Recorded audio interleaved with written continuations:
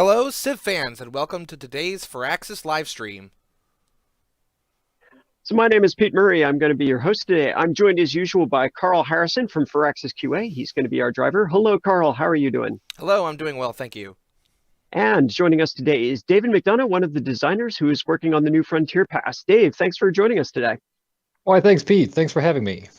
And Dave was the designer who worked on the new Heroes and Legends system, which makes him a perfect guest for today as we play with Hammurabi and the Babylonians. So let's go ahead and jump into the game. Carl, you want to tell us about what Babylon is like when you're playing it as a Civ? Yeah, absolutely. Babylon and Hammurabi are a very unique, interesting playstyle. They have a whopping minus 50% science per turn to their raw science. This is applied at the city level, and we'll see that once we get into the game here. However, they get 100% of the science for a tech when they discover the Eureka for that tech, or the boost for that tech, and we'll see that once we get playing.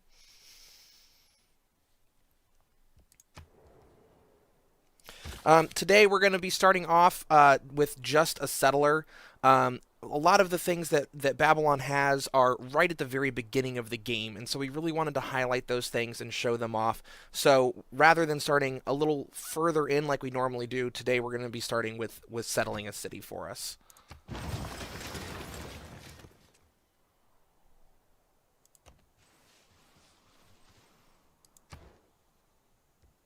Okay, Carl, tell us a little bit about your early tech decisions, given that strange nature of Babylon. Yeah, let's go ahead and open the tech tree and take a look at that. Because you get 100% of the boost of a tech when you get the Eureka, we want to start with mining, animal husbandry, and pottery here, which don't have any boosts. You have to hard tech those. And up here you can see we're only getting 1.2 science per turn right now, and so it's going to take us quite a while to get through these. We are playing on quick speed Emperor difficulty today. And this will allow us to have some time to try to get some of these other boosts, like finding a natural wonder or getting a builder out to get some of these early resource-based improvements, so that we can get those Eurekas quickly. And I'm going to start by building the Sebum Kibitum here. This is Babylon's unique unit. It is a melee promotion class unit, just like the warrior. However, like an anti-cav unit, it has plus 17 combat strength against all cavalry promotion class units. It does have a lower base combat strength than the warrior, so it does fare a little bit worse against other melee class units.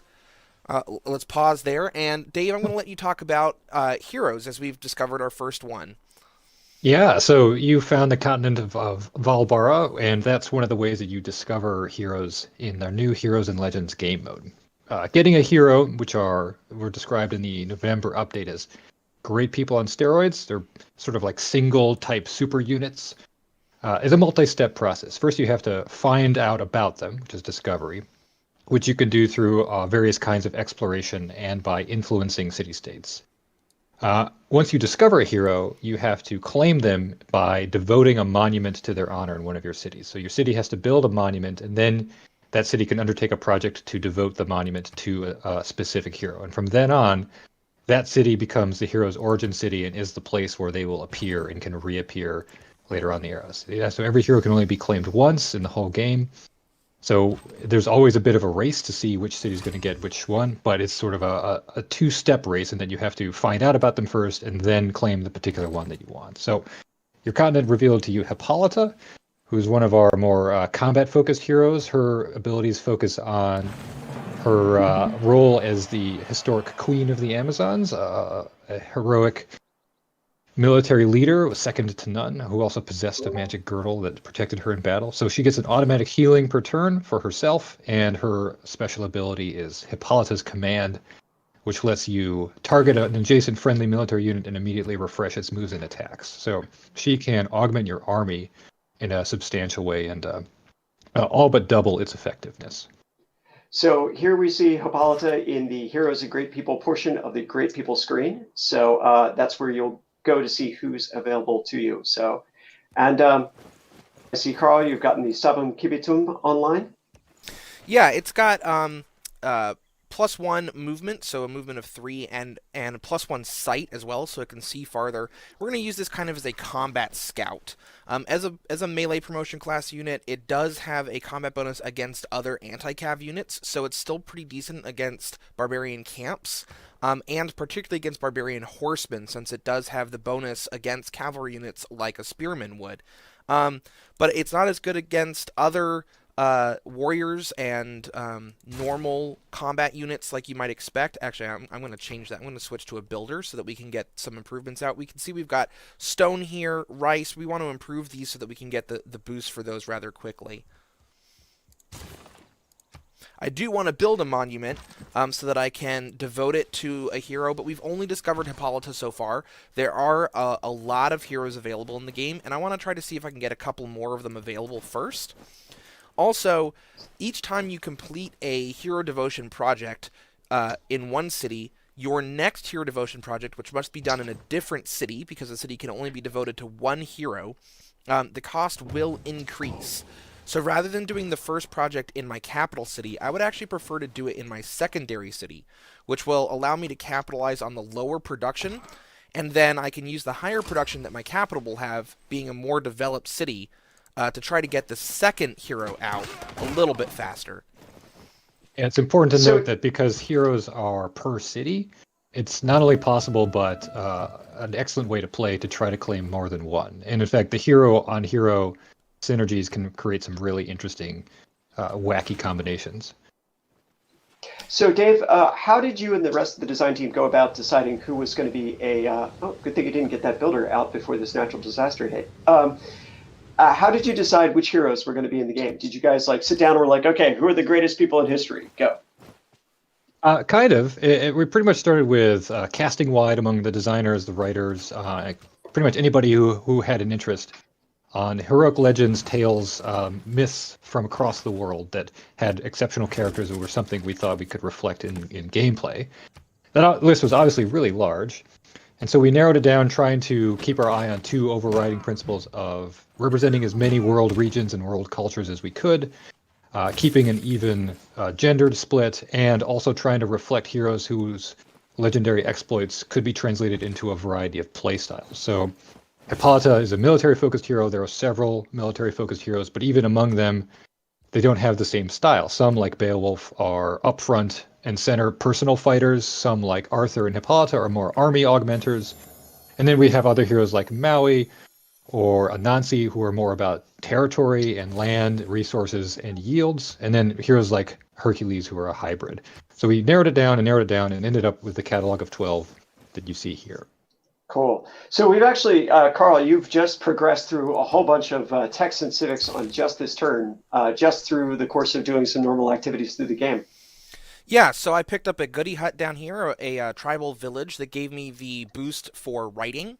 I would have preferred to do that naturally by meeting somebody, but we'll still take it. And then I discovered a natural wonder, which is the Eureka for astrology. So I finished both of those techs in a single turn. I'm still researching mining. I have 2 turns left on mining. We even have our builder finished and out. They will be producing or ready to produce this mine next turn, but I'll still have 1 more turn of research before I can even actually make that tile improvement. So we got a question from chat. Are there any science-based heroes, Dave? Well, I did mention Anansi. So his ability, Anansi's tricks, you take him out into a plot with a resource on it, and by activating the ability, he consumes the resource, essentially destroying it permanently, and in turn provides a one-time substantial burst of both science and culture. So you can send him out into essentially wilderness and convert that into knowledge for your people.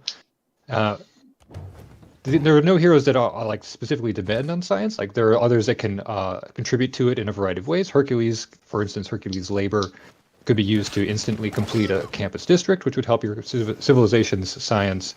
But that's part of the fun of the heroes.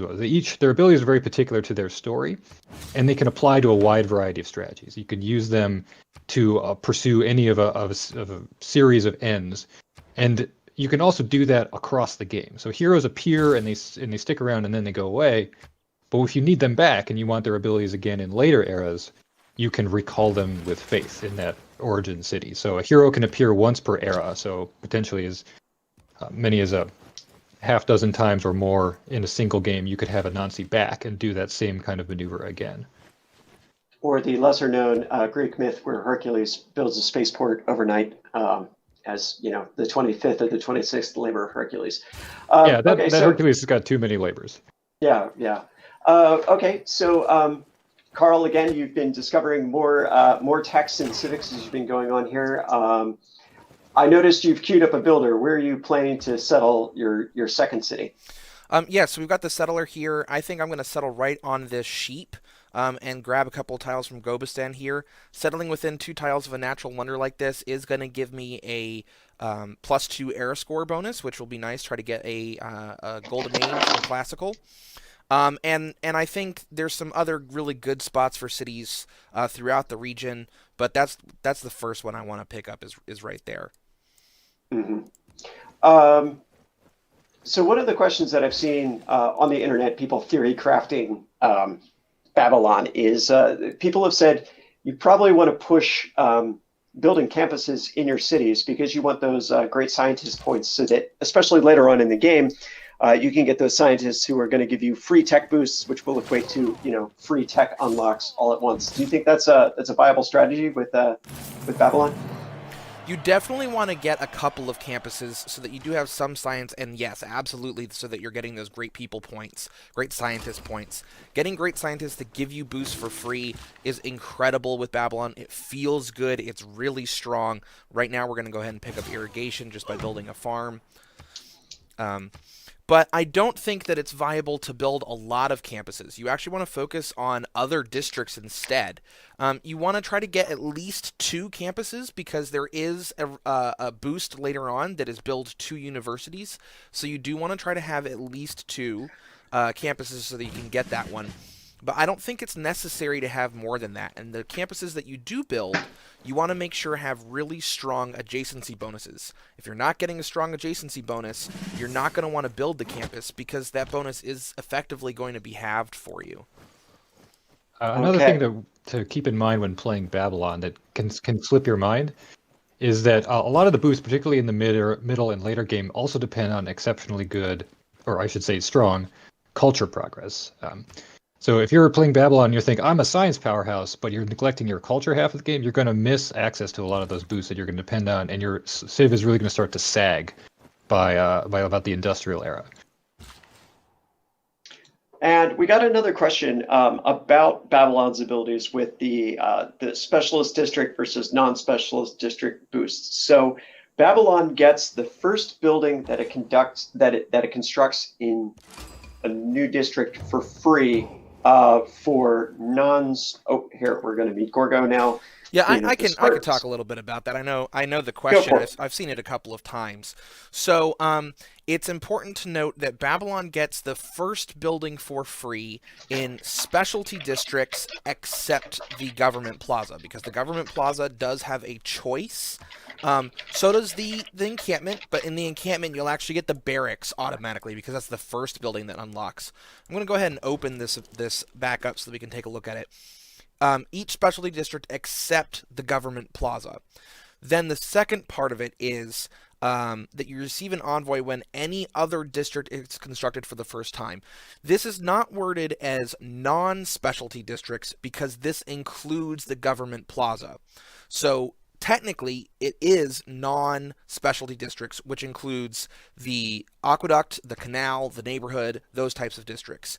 But it doesn't actually say non-specialty districts because the government plaza is specialty, and the government plaza gets the envoy as well because it cannot get the building automatically. So, Dave, I guess this gets at kind of a design question. So you and the design team, you have to go through a bunch of iterations when you're trying to balance a civilization. Now, I imagine that's kind of tricky with a civ that kind of bends the rules as hard as Babylon does. But I guess these rule-bending civs, this was really what you guys were setting out to do with the New Frontier Pass, right?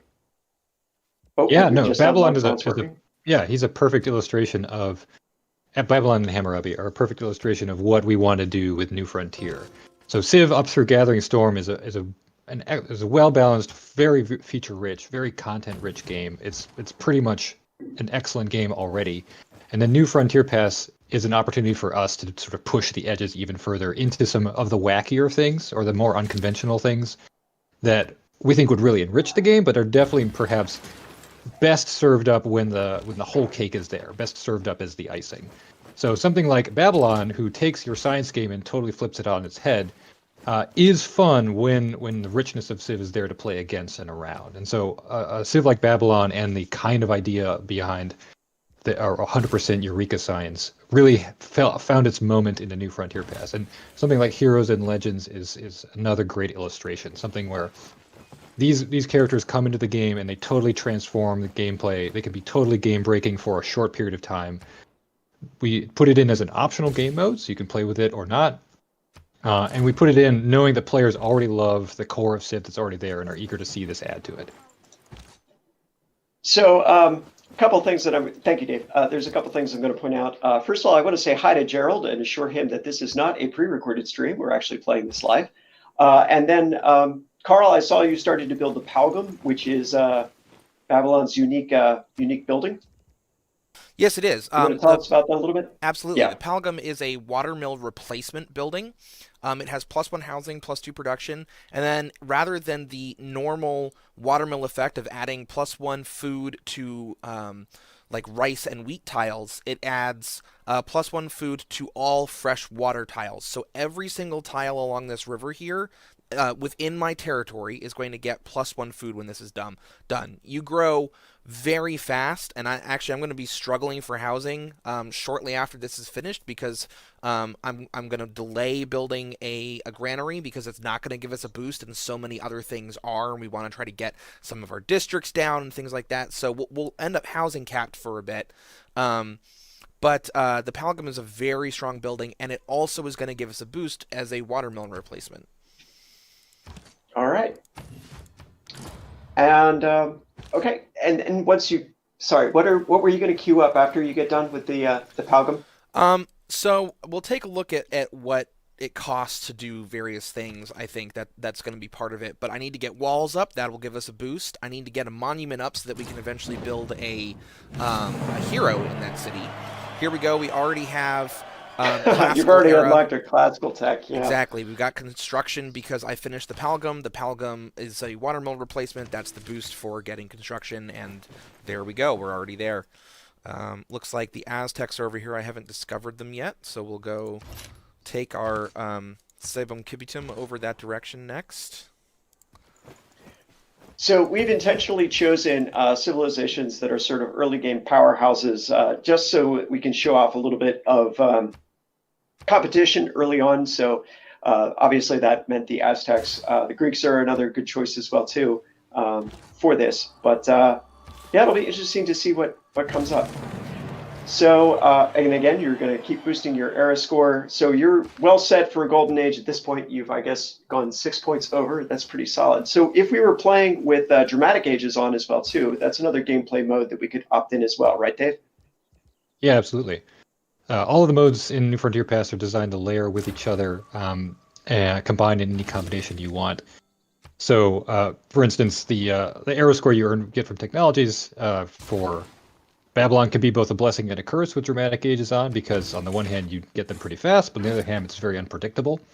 It can be a little tricky to play Babylon and not know precisely when you're going to get to some critical techs.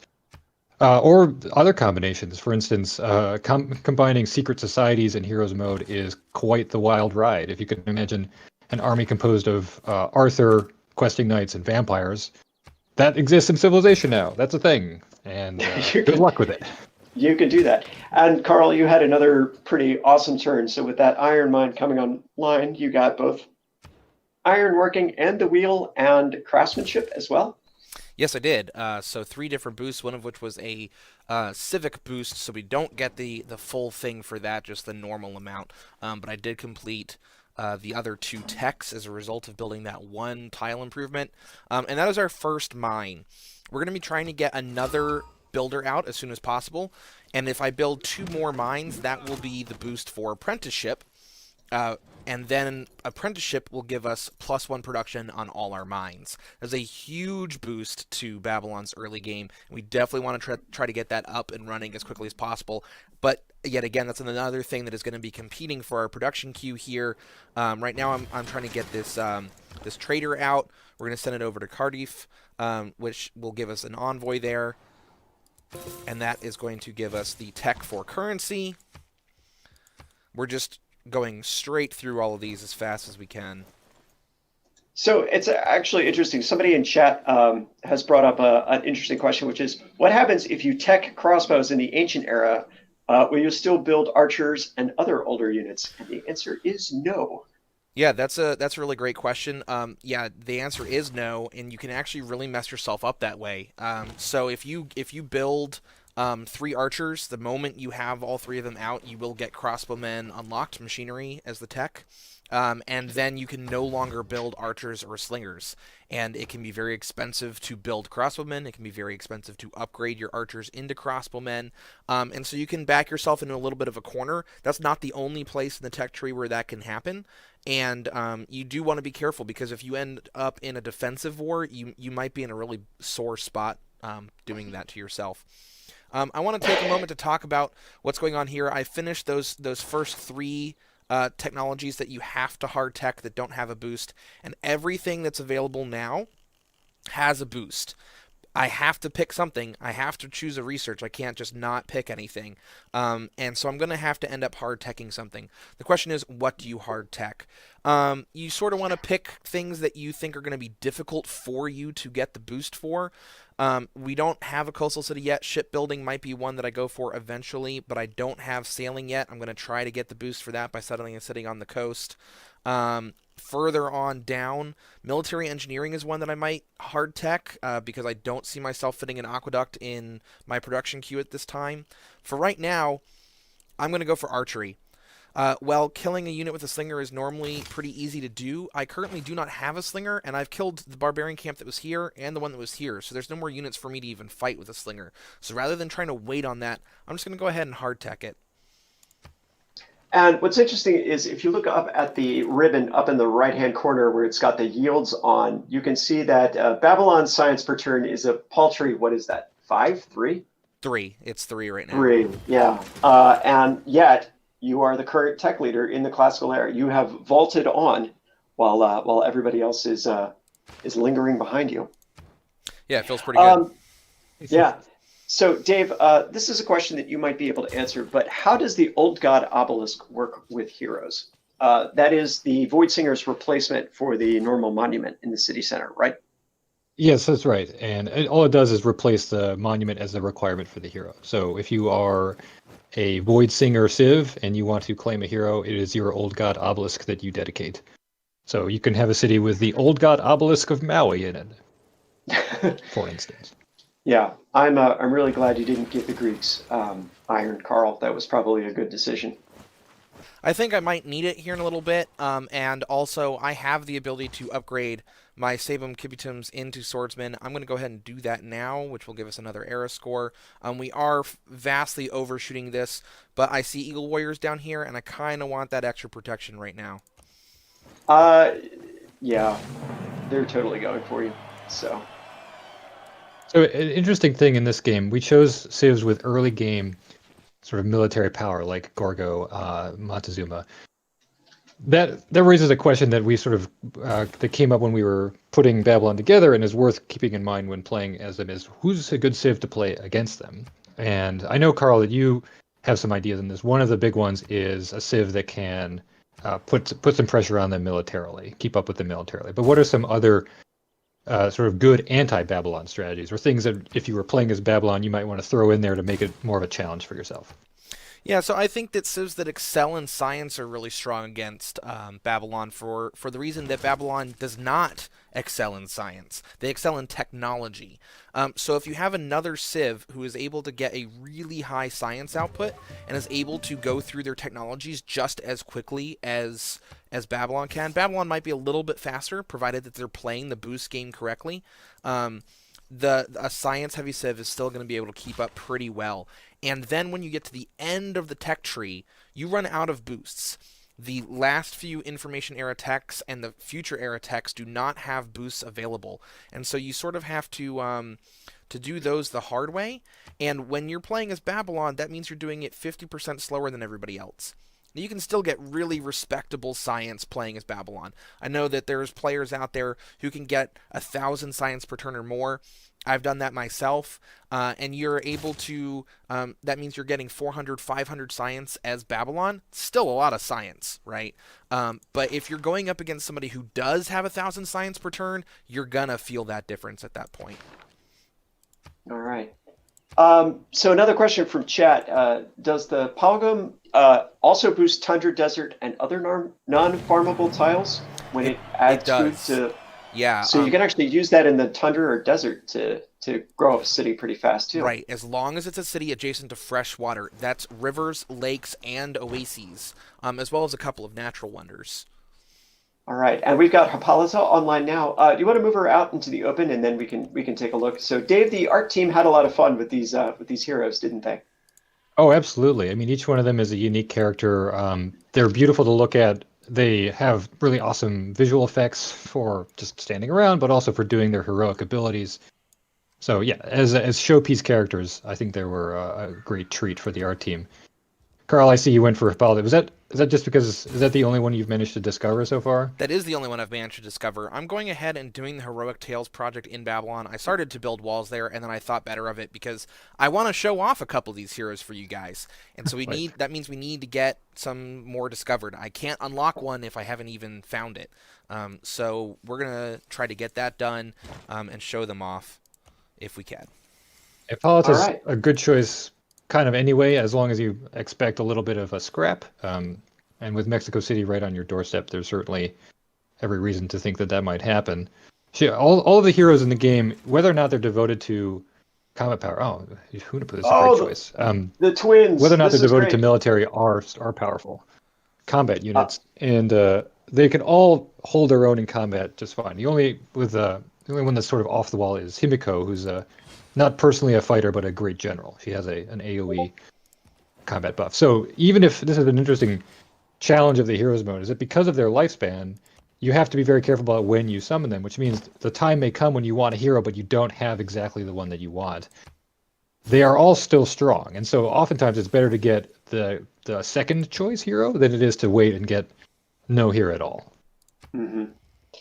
All right, so we just saw a new hero. Carl, you want to pull them up real quick? Because this is, Hunahpu and Ishbalanque. Ishbalanque. Yeah. Ishbalanque, yes. So we've had a lot of fun pronouncing that. These are the twin heroes of Mayan mythology. And Dave, you had a funny way of describing them. Oh, yeah. It's like Mayan mythology, you just can't beat it for the most bonkers mythological stories on the planet. I feel like the Popol Vuh, which is a Mayan epic, is kind of like the Marvel comics of the pre-Columbian world. Like they're crazy. People are dead and then they're alive and they're actually siblings with each other. And there's like talking snakes and animated spears, and it's just the most wild thing. It makes, frankly, the Nordic myths look tame. And so Hunahpu and Ishbalanque were orphaned and essentially had a story where they were continuously bullied by the gods of the underworld until they figured out the secrets of death and resurrection, and, not to put too fine a point on it, trolled the gods of the underworld to death. They undertook this series of antics and tricks to essentially show the gods of the underworld to be fools, and in the process broke the level of esteem that the Mayan people had for them and sort of relegated them to second-class status. It's a fascinating story. You should totally look it up.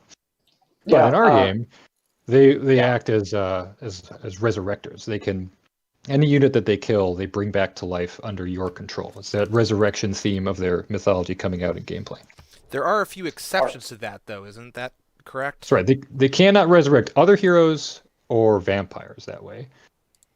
But almost any other unit, it's described in the gameplay as any normal unit. So any standard military unit that they kill, they'll bring back. Mm-hmm. All right, so we get to see Hippolyta do her business here. So each hero also has a combat power, melee or a combat strength as well, right, Dave? That's right. So heroes are temporary beings, so they only show up for a short time when you first claim them, and then you can recall them by spending faith in subsequent eras.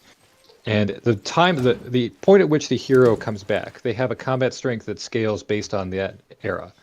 So Hunappu and Ishbalan-K have a combat strength that is their classical era combat strength, because that's when they showed up, or that's when they would show up. Yeah. And if you recall them again in the medieval or the Renaissance or the Industrial era, they would come back fully refreshed with all of their charges and at a new minimum combat strength. Oh man, you even lost one Oh already. no. I did, yeah, that was unfortunate. That's but okay. It gives us a good It does happen. opportunity. Right, so heroes are still units on the field, and while they're powerful, they're not invulnerable, and they can fall in battle, like Hippolyta did. When a hero first leaves play for any reason, because they died or because their lifespan expired, they leave behind two great works. One of them is a heroic epic, which is the tale of their deeds, and that gets automatically placed in their origin city. And the other is their heroic object, which is, in the case of Hippolyta, it would be her girdle. And that is an antiquity. You'll have to find that later. Come back and search for the place where she fell and dig it up, and then you can put it into the monument along with her epic and get the set. Very cool. All right, so I think this would be a great time to be able to recruit the Wonder Twins if you can do that. It would be a lot of fun to kill some Eagle Warriors and turn them back against the Aztecs. Do you think you're going to be able to get that out in time? I went ahead and did one more heroic tales. I just wanted to see who else we would get. We had some interesting hero choices appear during our practice rehearsal, and I want to see if that will happen because that's the hero I would rather get. There he is, Hercules. There's our pal Hercules. We're gonna go with Hercules instead of Hunappu and Ishbalan-K. I do love the twins. They are a fantastic hero unit, particularly for combat like we're going to be doing with the Aztecs here, because if you have no army, like I do right now, you can capture their units and use that as your army. But Hercules is able to build districts basically for free, and it's very strong. We don't have any districts up and running yet, so that's who I want to build here. Later in the game, Hercules also has an ability called Hercules' Rage. Well, he has it immediately, but I prefer using Hercules' Rage much later in the game. It allows you to immediately pillage the entire district and all buildings within it for 1 charge, whereas building a district costs 2 charges. So you use the labor ability early in the game when you're getting your infrastructure up and running, and later on when you're using him as a pure combat unit, which, as you can imagine, Hercules is pretty darn strong. Hercules' Rage is great. Trust me, it's going to be legendary. And again, that's that lesser-known later myth of Hercules where he tore down a nuclear reactor by himself and then smashed up a factory too. So, God, I love Civ. Dave, somebody has asked, are there specialized disasters for the heroes in Legends game mode, like dragon attacks or things like that? That would be cool, but unfortunately not. Yeah, unfortunately not. The mode focuses on the heroes on the playable pieces that they represent, and not on problems for you to overcome. Civ's got enough problems, so that's why I like the mode so much. You have all the challenges you normally have in a Civ game, maybe more if you've turned on something like Apocalypse mode or Dramatic Ages. And then the heroes are tools that you could use to meet those challenges in all kinds of wild and interesting ways. Gotcha. All right, so somebody's asked another interesting question, which is, if somebody conquers the city where you've got the monument to Hippolyta, do you lose the ability to recruit Hippolyta? Yes. So it's a great question. There's a little bit of a dance that gets done. So the hero is linked to the city permanently and forever, but also to the original player. So if it was your people who raised a monument to Hercules and he pledged his loyalty to you, then it's pledged to you forever, no matter what happens to you. If your civ is eliminated from the game, Hercules goes with you. If you lose the city where Hercules was first born or first appeared, you also lose the ability to summon him. So you have to reconquer his origin city before you can bring him back. But any other player that conquers Hercules' city does not automatically get Hercules. And if Hercules the unit is active in the game, he certainly doesn't leave your ownership. Like, as soon as you bring him into play, he's yours until his time is up. Mm-hmm. Well, that's cool. I want to say a little bit about the lifespan stat if I have a chance. Yeah, sure, go for While it. Carl is about to get swamped by Eagle Warriors. It's one of the cool features of the new mode that we added the concept of lifespan, a sort of a ticking clock on the unit that will automatically expire and delete them from the game when it runs out. This is brought in for heroes because it sort of fits beautifully with their sort of overpowered abilities and their sort of temporary nature. The heroes walked among men for some time and then they vanished into the mists of history, and then, until you decide to bring them back by praying really hard. But lifespan is a stat that's built into the game proper now. So you can, if you're a modder, put lifespan on any unit in the game. You can make brand new heroes or hero classes and give them your own lifespan stat. You can go nuts with it. So it's something that we got to do in this mode that I think is going to add. It makes this mode work, but it can also make for some really interesting modding opportunities in the future. All right, and because heroes do have a lifespan, you guys made some changes so that they are. You can, for example, teleport a hero to a city. Ah, there's our pal Hercules, and then there he goes. He builds the district in a single day. That was very clever, Carl. And we got the library for free because this is the first time we have built a campus. Nice. There you go. A nice synergy between Babylon and the Heroes mode. So somebody said to answer your quick question. Yeah. Sorry, you were in the middle of a question. Yes, heroes can teleport between cities just like great people. So we don't want you to spend turns of that valuable lifespan trudging them across the landscape. Okay, that's that's what I was checking. Somebody has asked, if you kill unique units with the Mayan twins, do you get the unique unit or the normal one? You get the unique unit. Yeah, you get the thing that you killed. Yep. Mm-hmm. So that's very exciting as well too. You can make some pretty wild armies. Just ask Carl.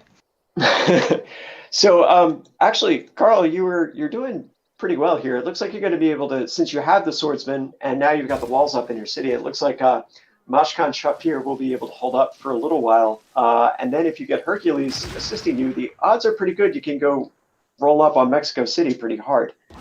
That is going to be the goal here for sure. Hercules is a 52 melee strength unit. Hero class units do not have experience. They can't gain promotions and they can't heal that way. But he does act as a melee unit otherwise with 52 strength and 3 movement. I do want to use him to build another district here though. We're going to go ahead and put a commercial hub down and insta-build that, which gives us the market for free, which gives us another trade route slot. I don't know if we're going to do that in this city just now. Because I want to get out the ancient walls to boost that, and we're going to move this archer down. Building the archer increase the range strength on our city. Oop, let me come back down here. Yep. So is Hercules tougher because you unlocked swordsman prior to recruiting him, or is that just like his classical era strength? It's just his classical air strength. Yeah, he has a very high base strength. That's crazy. Various heroes have different strengths based on their myths and legends, so you'll see that vary a little bit based on who you're playing as. It's also, of course, balanced between the units themselves, so Hercules does districts and then just combat, whereas the twins capture other units, so they have a little bit of a lower strength because they're increasing the size of your military in other means. Gotcha. Do you get era score for defeating a hero? It looks like we got some era score for Hippolyta dying, but do we get some for beating a hero? The era score is all on the side of the hero owner. So you get era score when you first claim a hero, when the hero first leaves play, whether they die or their lifespan expires, and you get era score for the first time you recall a hero. But if you're the player that kills a hero, there's no additional bonus for that. Okay. Are there any naval-specific heroes, or are they all just land-based heroes? There's one, and one of my favorites, Sinbad. Sinbad the Sailor of Middle Eastern legends. So he is a Corsair unit. It looks like the Barbary Corsair. And you can build him, you can summon him from any city that is on the coast. So he's the only exception to the monument rule. You still need a monument, but the city also has to be able to train naval units before it can claim Sinbad. But once you do, he comes out. He is an ancient era, like ocean-going super explorer with an incredible sight and movement range. And his ability is Sinbad's Fortunes, which lets you target any military unit or barbarian camp that he can get to. So it's pretty much anybody standing on the coast. Mm-hmm. And Hercules generates a fountain of gold and damages a unit for 50%, or in the case of the camp, disperses the camp. So he can just sail around the world, find everything, and generate you a pile of money along the way. That's awesome. So, Carl, did I just see you popped up to apprenticeship already?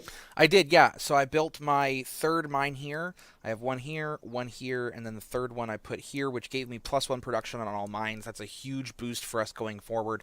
It's interesting to note that we also, and prior to this, had gotten mass production because I built a lumber mill, which is the boost for mass production. So we skipped medieval era, went all the way into Renaissance and got the era score for doing that, and now we just got the era score for going into medieval era.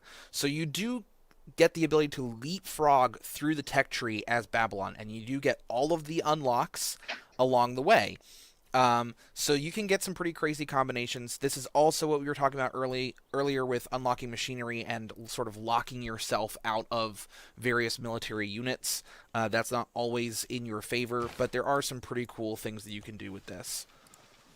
Yeah, I'll say that's kind of amazing. So we're not technically out of the classical age yet, and you've already unlocked your first Renaissance tech. Yes, that's true.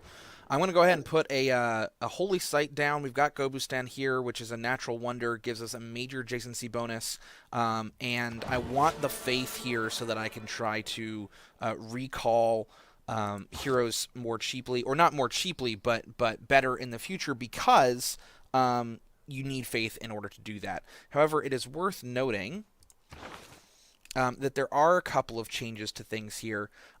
In cities where you have a holy site and a shrine and or temple, you do get bonuses to heroes that are claimed there. So the shrine will give you 10% longer lifespan, and the temple, I believe, makes it cheaper. Is that correct, Dave? Yes. And Cheaper then, to recall. right, and then you can also do that with a couple of wonders, which I'll let you talk about. Yeah, so the Hanging Gardens of Babylon, appropriately, is a lifespan extender, and then the Oracle is your recall discount wonder.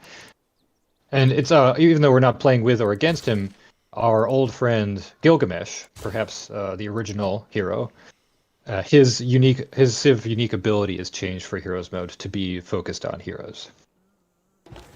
All right. So I guess a couple of things that I wanted to kind of point out as we're flying through here. So I don't know if people saw, but Hercules' movement range is a solid. He's got a solid 3 movement. So if we wanted to, he would have been able to kind of run up and pound on that Eagle Warrior. But you decided to put him to work on infrastructure first. That's lucky for that Eagle Warrior, I guess. Yeah, once I moved him away from the city, it would be harder to bring him back. You can move him between your own cities pretty easily, but once they're on the front lines, it's much harder to use their charges back at home. So I want to do that first, and then come back to it later. Mm-hmm. And then somebody in chat is asking why you don't get era score for killing a hero or a legend. So the era score is tied to the civilization's owner. David had explained earlier, rather than the civilization that finished them off. So you get the era score for recruiting the hero, era score when the hero leaves you for the first time, and then era score when you recall the hero later on. So that's the way that works. Yep. So now somebody else is asking, if Babylon develops a medieval tech at the ancient era, does Babylon accelerate the world era changing as well? They do, yeah. So playing with Babylon can sort of artificially reduce the length of your eras, and you'll feel it when you're playing against Babylon or even playing with Babylon. You have a much shorter window to gain your era score, so it is something that you want to watch out for. And it could definitely be painful, particularly against Babylon, because if you're playing as Babylon, you typically have a lot of toys at your disposal as you rocket your way through the tech tree. But when playing against them, it can actually put you even further behind in some respects. All right, is Hercules going to go to town here? He sure yes, he is. All right, let's watch him do his work here. He's just going to lay these guys out. Oh, they managed to survive. No, take him out with the archer. At least I've already attacked with the archer. I missed it. All right. Oh, and again, example of the world era accelerating. You can saw that there was a a skirmisher that was a barbarian unit, because they are keyed to the world techs as well too. So not just scouts, the barbarians are going to get tougher as well.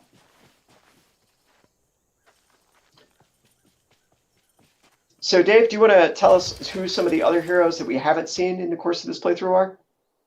Yeah, for sure. It's good that we're seeing a subset here, but in one game it'll take you normal game take you several eras to see them all.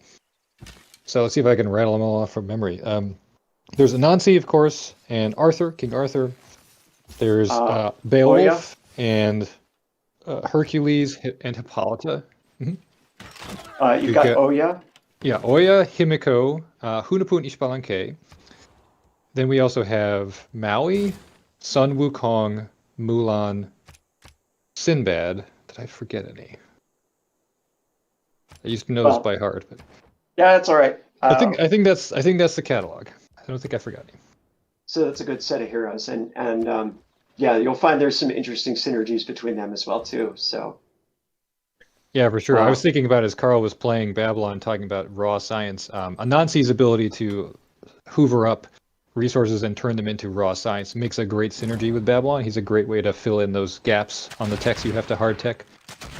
Alternatively, Maui's a great one because he can add valuable resources to your cities, and he can, for instance, plug some of the gaps in Babylon's playstyle that involve them sort of overrunning their boundaries, like growing too fast, not having enough amenities, and or needing to keep up with the boost game by making sure that your culture output is high enough, getting a lot of things for your cities to develop around by having Maui go out and sprinkle the landscape with valuable resources is a great way to synergize as well. And there's many others. One of the interesting wrinkles I found playing Babylon the other day was actually Brazil was in my game as well. And I was making such a concerted effort to recruit great scientists that I ended up utterly alienating Brazil. But because Brazil's entire ability is based on their kind of advantage at recruiting great people, it was really like this push where the AI was trying to fulfill its agenda. And I was like, well, I need you to stop doing that because I need these great scientists to do my job. Yeah, Brazil makes a good kind of dark horse anti-Babylon civ for that reason, especially in the late game when great scientists can be one of the best ways to get boosts, or to get those boosts that are more difficult for you to get to based on whatever victory you're going to. Your civ starts to spread out, and they're not all kind of right there for the taking like they are in the ancient and classical era. So you really depend on things like the Great Library and things like great people to keep the boost game going. And if anybody's in a position to fight you for those, like Brazil, you can feel it as Babylon. Mm-hmm. And I guess there must be an Arctic barbarian camp down there. When things are done, you'll probably have to go down and clean that out, Carl. Yep, that's the Did you plan. see where they were coming from? I have not yet. No, I have not found that camp yet. All right. Well, this is interesting because every time we have played this save out, it's evolved a little bit differently. This time it's a little more aggressive than usual, but the Spartans certainly seem to be impressed by your willingness to punch the Aztecs in the face for a little while. And we've just discovered Arthur. But not in a good way, because he has been claimed by Montezuma, which means we are going to be facing him on the battlefield. There he is in Mexico City. He's hidden by the city itself, but we might see him come out onto the field here in just a moment. You better finish that Eagle Warrior before he turns it into a questing knight. That would be not good. Although I believe the units that get turned into questing knights maintain their current health values. Dave, correct me if I'm wrong about that, but that prevents you from sort of taking a unit that's at 1 health and turning it into a unit that's got full health. Right. So Arthur's Acolyte doesn't change the damage state of the unit. It just changes its type. The resurrection of the hero twins, though, that does bring the unit back at full strength. Wow. So can we see who others, what heroes have been claimed by other civilizations? So it looks like we haven't actually discovered that many yet. Hunahpu and Ishbalanque are the only other ones that we have discovered that have not been claimed. Looks like we've got to do a little bit more exploration, but I sent my units back home once I had seen that the Aztecs were doing some conquering next to me. Normally I would send those subcubitums a little bit further out and continue to explore, like just like they were a scout. But I definitely needed the combat units. Oh, and he wants peace. I don't think so. We're gonna refuse that deal for right now. You're gonna have a I want hero to see. duel. Right, we want to show this off, even if it goes badly. We want to show this off here. It's there's a very real possibility it'll go badly too. Yes, there I is. just want to take a second and say hi to Megan. Thank you. You're the best. We like you. Do questing knights disappear after Arthur's time expires? No, the questing knights actually end up with a time limit of their own, correct? That's right. So at the moment you do the accolade, the unit gets on standard speed, I believe 10 or 12 turn lifespan of its own. And so after that time is up, the individual questing knight expires. This could be regardless of the expiration of Arthur himself or any of the other questing knights you've made. So while you may be sitting and watching the stream and thinking, boy, Arthur can just transform, 6 guys into ultra heavy cavalry. Yes, he can, but that's a very time limited thing. Like every one of those cavalries that you will make itself only has 10 turns to act. So get your timing just right, and then he and his Knights of the Round Table will vanish. That sounds amazing. Carl, have you used the questing knights much? It doesn't look like he's bringing Arthur out yet. He is not. No. Maybe he'll attack here in a minute, though. I have gotten to use the questing knights quite a bit. We've had some pretty amazing exchanges playing heroes mode. It's a ton of fun when you have heroes go up against each other. There's one time in particular where I was playing a multiplayer game against other testers in the department, and we had an epic battle between Mulan and Beowulf. And Beowulf used his ability, which can insta-kill a unit adjacent to him, to kill Mulan outright. But Mulan was able to kill a whole bunch of other units in the process. It was a pretty great fight, and you have a lot of these really cool moments while playing this mode. That sounds amazing. They're forcing Dave, the do you issue. wanna- They're knocking on Mexico City's door. Yeah. One way or another, we're going to see Arthur come out, I'm sure. Dave, somebody is asking again about the Oracle. So you want to talk about how those early game wonders affect the way that you use your heroes? Oh, the Oracle is the wonder that gives you the ability to recall the hero for slightly cheaper. You can always recall the hero, but the Oracle gives you a faith discount.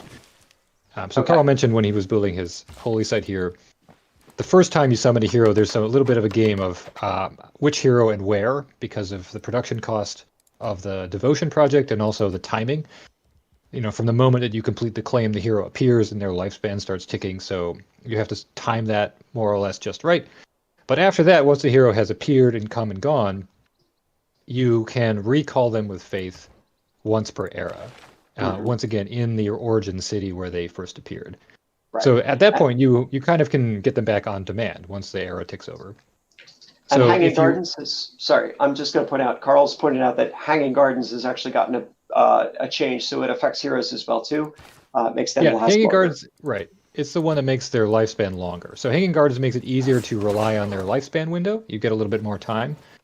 And then the Oracle makes it easier to bring them back, easier to afford to bring them back so that you are in a better position to recall them in exactly the right time that you need them subsequently. So one or both of the wonders either way will make it easier for you to play around those lifespan limitations of heroes.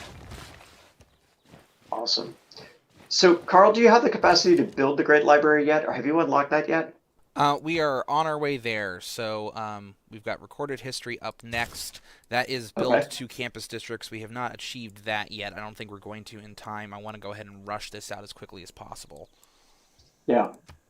I don't know. Looks like you might be able to take Mexico City. I mean, certainly you're going to be able to put some hurt on it if you want to do that. And how long does Hercules have left on his in his time with us? He's done a lot of work for you this game. He has. We'll take a look at that in just a second. He has 15 turns left in his lifespan. Still no attacks from Arthur here. He's using it to keep the city very strong, though, which my swordsman isn't going to be able to do anything against. If you look at the attack preview, that is a major defeat, tons of damage. So I don't necessarily blame him. Like, he could damage the swordsman, but he might also kill it outright, which means the city would then be vulnerable, and also Arthur would be vulnerable. So he's making some smart plays here. It's possible that he will turn one of these units into a questing knight and circle around, but I think that the mountain is part of the reason that he's not done that so far, because it does put him in a bit of a bad spot movement-wise. Yeah. How long does Hercules have? Did we check that? Yeah, he's got 15 turns left. Oh, okay. So good bit of time. His work isn't done yet. Yeah, that spearman was not going to survive a river crossing. Oh, 6 gold. You can do better than that. We're still going to refuse, just in the hopes that we get some hero combat here. All right. You've got a pretty good spot for the Great Library too, right where that stone right there. resource was that you just harvested. Yeah.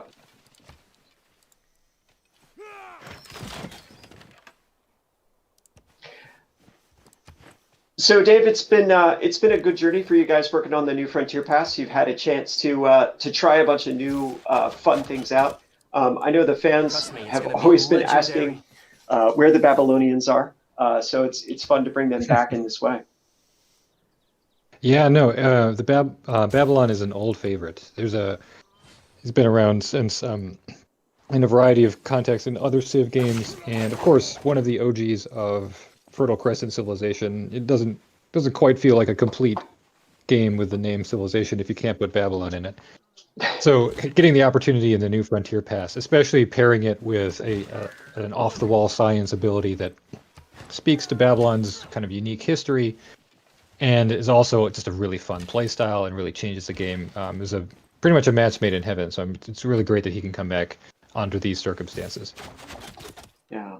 Carl, are you in danger of ending up in a dark age at the end of this era? I just noticed that we're starting to run out of time, but you have a little bit of a. I am. 7 There's turns to get 3 points left, so we might be able to pull out a normal age, but we're definitely not going to be getting another golden age, which is really unfortunate for us.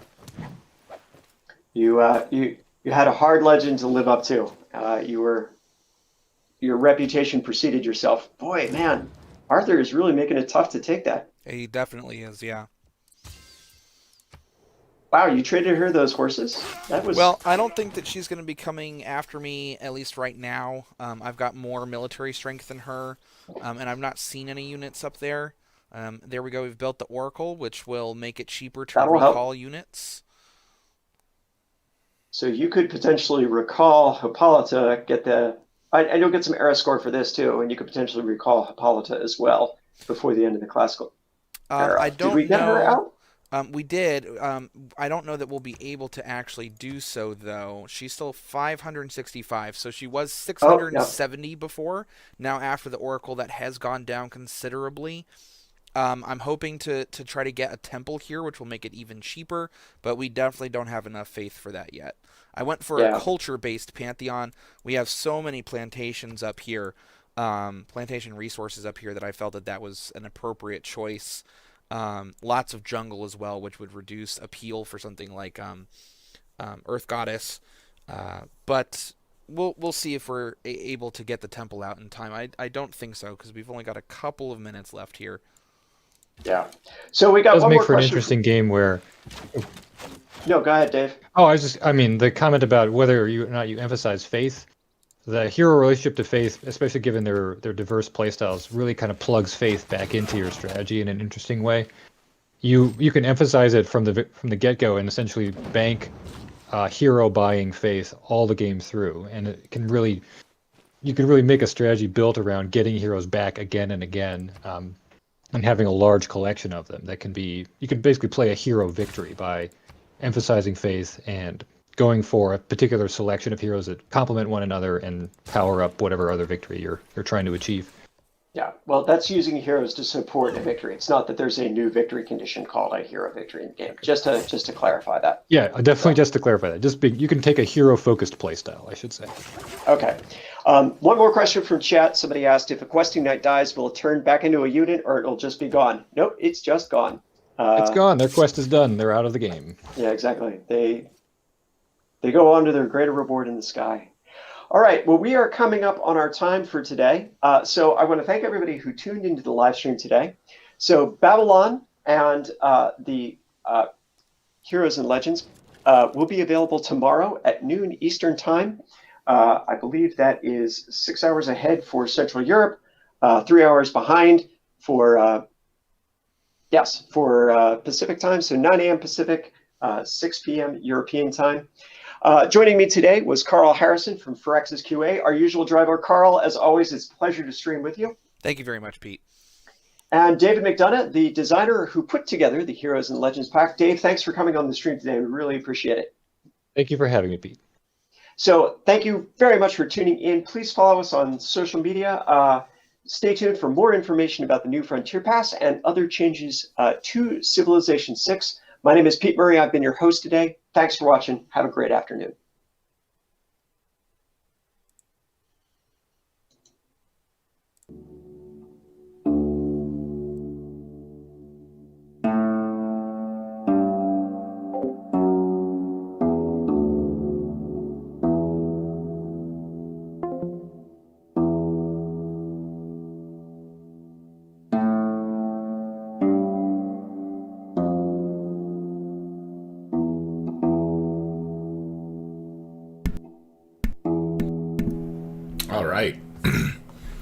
All right, here we go. I'm gonna turn that down a little bit, but that music is freaking awesome. I miss playing Civilization 6 music. It's a shame that Christopher Tin ruined it for me, and Tin Music Productions, or whatever the hell his company's called. But how is everybody on my side doing? That was just a little thing here. Let's get out of that. I'll minimize that so I can actually hear and see your comments again now. I'll get my ugly face back on here for those of you who like seeing it. Oh, hold on.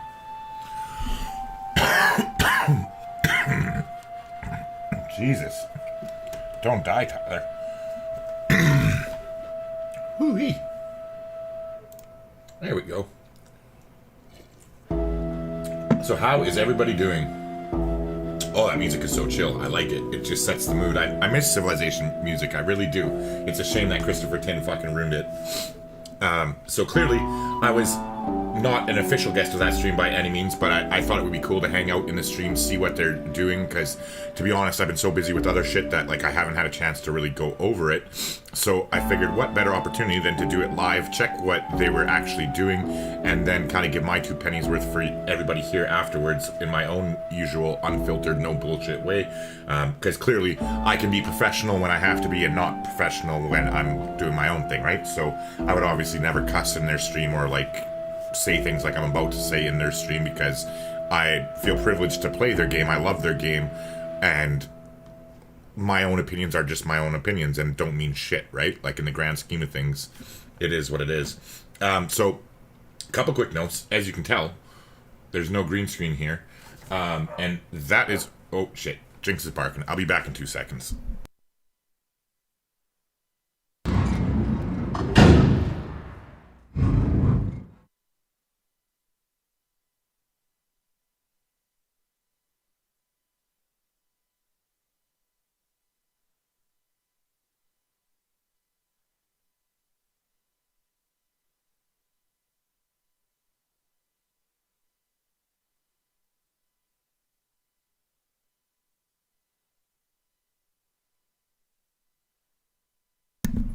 Alright, sorry about that. I am back. But yeah, so as I was saying there, as you can tell, there's no before we got on the air, for those who watch alongside of us, you know, because we're at war right now with the internet wrestling community. That's right. So it's us Pat versus McAfee. them. I love We need this you to guy. watch alongside. So Whoopsie doopsie. Alright, so we're gonna close all this shit. Alright, so yeah, anyways, I guess I can pull up Civ 6 now, because that makes sense to do so. Anywho, there's no green screen behind me because I actually, like, I have a new green screen and it's behind me that I could set up, but I don't have my lights because I gave my lights to, like, this 10-year-old kid yesterday. Well, not 10-year-old, I think he's less than that, like 7 or 8 or something. But I gave all my old stuff to a child that has a YouTube channel. Please do me a favor, like, a serious favor here. Like, I'm actually asking for a favor from you guys that I don't, like, I know I asked something of some of you. Go to YouTube. I'm going to mute this shit because I don't want to get copyright struck this time because that happened last time. Go to YouTube and search for Dylan Game Time. This is my friend, like my personal in real life friend, like her son has a YouTube channel based on Fortnite. He's like literally a kid. And you can see here, if I pull up my Discord, that like literally, general chat. And by the way, I have permission from his mom to show this stuff, like, so for anybody wondering. But, like, so this is Dylan right here. And yesterday, I gave him, like, $600 of free shit yesterday. And, I was really happy. I was happy to do it. And, like, it was awesome for me. I fucking cried. Like, literally, when I saw these videos, I'm not even gonna lie. Like, I teared up when she showed me this to me. And she gave me permission to show these on the internet and through social media and all that stuff. So this is, like, okay. But hold on, this is Dylan yesterday, like, so that's my green screen, my old setup. Are you crying? Aww. And that's his mother, that's my friend, Megan. And then, so here's the other clip. Are you happy? Like, I literally made a kid cry yesterday. I'm tearing up just watching this again right now because I'm such a fucking emotional, like, guy. But yeah, like, for me, that was so cool to be able to do. So like I said, Dylan Game Time. Go there, like a video, leave a comment, anything. Just say, like, hey, Dylan, heard there's a new YouTube star in Thunder Bay, like, other than Gamer Grampz. Or just something like that silly, just to make his day. He freaking loves doing this. He does it with his dad. He's actually good at Fortnite. Like, fuck, he would wreck me, like, wreck my face. I can't click on any of his videos because he has copyrighted music in them, so I can't play it because I literally got dinged last time I tried to do this. But yeah, highly recommend. Oh, I guess you can see what his dad watches here. I've never noticed that before when I came here the last time. But Dylan Game Time on YouTube, or Game Time on YouTube, he has 245 subscribers. Even if, like, don't subscribe if you're not going to watch him, so don't do that. But, like, leave a comment, freaking say something nice in a video. Keep it fucking family friendly, because this is literally a kid, right? So don't be, like, cussing like I do and stuff like that. But, like, literally, this is Dylan, and I gave him all my lights and stuff. I gave him a webcam. I gave him my I had a fucking, what are they called, a GoPro, like a GoPro, so he could do like outdoor videos and stuff, and like basically gave him a whole kit to start like enhance his YouTube stuff, because like, just why not? I was in a position to do so. So like, I like literally, like, the reason I don't have my green screen right now is because I got my Elgato key light.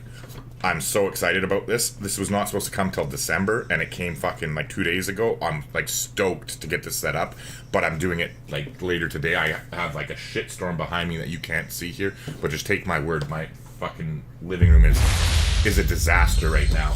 But yeah, I got that. I got some real exciting news too after Civ 6 opens up here, so that I freaking don't get distracted as easily. But yeah, Demolition, like, I thought that was really cool, and it was lucky that I'm in a position to do so, right? Like, I gave my mom a fucking 60-inch TV on Monday for free, like, because I have like a 4K TV, so I gave her my old one. So like, that made her world. And then like, my stepdad got in on it now, because like, she needs a new, because she had like a 25-inch tube TV is what she was using, right? And has like an old school shit. So like, I gave her my 60-inch, and you can see like on my Twitter or whatever, like, I'll show you a picture actually. We'll alt tab here. Like on my Twitter, I'm pretty sure the picture's there.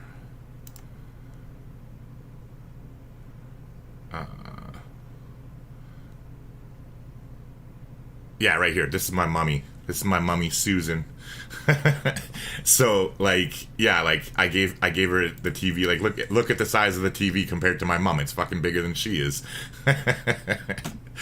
But yeah, so that was a really special moment for me, and like things are going so well, and I'm so blessed to be in this position. Like, I appreciate you guys and girls so much. Like, from the bottom of my heart, thank you. Like, fucking, I'm gonna tear up on the internet again. Fucking Christ. Anyways, thank you so much. You really do mean a lot to me, and I feel blessed to be in this position. And so I think it's only fair that since I am in this position, that I use like my influence and my power, however limited it is in this world, to like put good things out into the world, right? So like, for instance, my friend Megan there, like the mother of Dylan, like was all worried about how much money it is, because it was literally like $600 worth of shit I just gave for free, and it's not a problem because like I'm not missing out on it because I have upgrades now. Like, I have like a $330 light system instead of like Jinx. Jinx is freaking rating here. Hello, Jinxie. Are you making a cameo appearance? Yes. Hey, Kamikaze, how's it going? It's really cool that you're helping a kid with his YouTube channel. Yeah, so like that's what I mean. Like, I just think this is a real life kid. It has, like, I'm not his dad or anything like that. He does it with his real dad. They do it together, and it was like awesome that I could freaking help out and like make a kid really happy, and I was happy to do so. But like, this isn't meant to be a humble bragging session by any means. But yeah, so anyway, so getting back to topic here, I know I fucking get distracted real easy. Okay, so Civ 6 stuff, alright? So, first off, I have some very exciting news. Like, I am super excited. I've been keeping this under wraps, but it's been in the works for quite some time, actually. And I am officially launching a podcast on Saturday. This Saturday. As in Saturday, November 21st. It is going to be it's not going to be a weekly thing all the time. However, I do have guests booked for the first 4 weeks, and they are very exciting guests, and I'm happy to name drop, and this is a bragging part of the stream. So my first guest, which is this Saturday, and the stream will be posted later, like I have to do the thumbnail still, but the time is confirmed, the guest is confirmed and everything, and so are the next 3 after that. So this Saturday, November 21st at 9:30 p.m. Eastern Standard Time, so you'll have to like check your own time zones and figure it out accordingly, but at 9:30 p.m. Eastern Standard Time, I am going live for the first time ever with my podcast. The podcast is going to be called Cornerstone of Civilization, and it is going to be based on Civilization 6 and like all things Civilization 6, my personal thing, like takeaways on things. But better yet, I have some very exciting guests, and like I like through networking and through this YouTube experience and through everything that I've done, whether it's like the Civilization 6 multiplayer experience, like casting for free with the CWC, getting to know the players themselves and interacting with them, offering to help them out with different various things, paying for coaching for some of them, like just being involved in that scene and like hanging out in streams and talking with them, for instance, and getting to know them. So this Saturday, December, fuck me, thank God it's not December 27th. This Saturday, November 21st. Trust me, it's gonna be legendary. 9:30 p.m. Eastern Standard Time, Cornerstone of Civilization goes live on this channel, and my first ever guest, is none other than Destoria, who, in case you don't know, is a pro gamer for Civilization 6. He is on the runner-up team in the Civilization World Cup series that just ended, like the season 3. He's on Team Ulysses. He also he streams on Twitch. He's now doing YouTube. In fact, by the way, if you don't know, because he's French, by the way, I'll pull this up again here and we'll go to his channel. So this is what I mean about like helping people out. So youtube.com, and you just search for Destoria. So this is Destoria's channel here. You can see I made this logo for him, or the banner here for him for free, and I've actually redesigned some thumbnails. Like, they're not up right now, but there will be. So he will have cool looking snazzy thumbnails. Like let's see here. I can show you. So his thumbnails are going to look like this, and I think they're going to look pretty snazzy if I do say so myself. Destoria project. So, like, basically like this. Bang, bang, bang, bang, like that kind of thing. This is going to be his stuff. Like, obviously the blah, blah, blah, blah, blah, blah, blah will be actual text. But yeah, so I'm excited I was able to do that for him. He's been like a fucking sweetheart, coaching my team, giving me so much experience and knowledge and like tips and advice, like for free, a lot of it. Like, I paid him for some of it, but then he's gone above and beyond for free to help me out. So I responded in kind and did what I could for him. And he's a fucking super nice guy, like just an absolute sweetheart, not gonna lie at all. And so he will be my special guest. And so the way the format of this podcast is gonna go is that I'm basically, anytime I do it, I'm gonna have a special guest on. There will be somebody with me talking. It won't just be me. And so, for instance, this Saturday, it's Destoria on the 27th of November. So basically, the format of the podcast is going to go, there's going to be like a personal interview session that I have with him where I'm asking him questions. And I'm going to be asking these same standard questions to every guest that comes on. So, like, for instance, actually, I'll give you a little spoiler here. Just one second.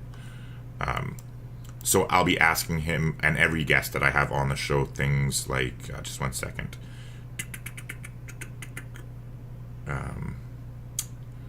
I have too much fucking information, or too many things on my, not organized enough on my desktop. I gotta clean it up again. My desktop is looking like my fucking living room right now.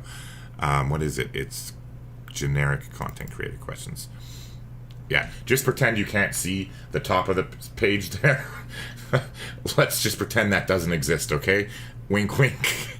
But anywho, so things like, yeah, like pretend nobody knows who he is, like who he is, what he does, where you do it, catch him up to speed, a quick blast from the past. What was your early childhood like in general? What country did you grow up in? Poor, modest, wealthy? How did you first get into video games and what systems? When did you play your first computer game? Which one? What were your favorites growing up? What was your first experience gaming online? What was your first experience of watching YouTube and Twitch gaming? Who were some of your favorite creators? Do you consume content now? When did you first decide to start streaming or creating content?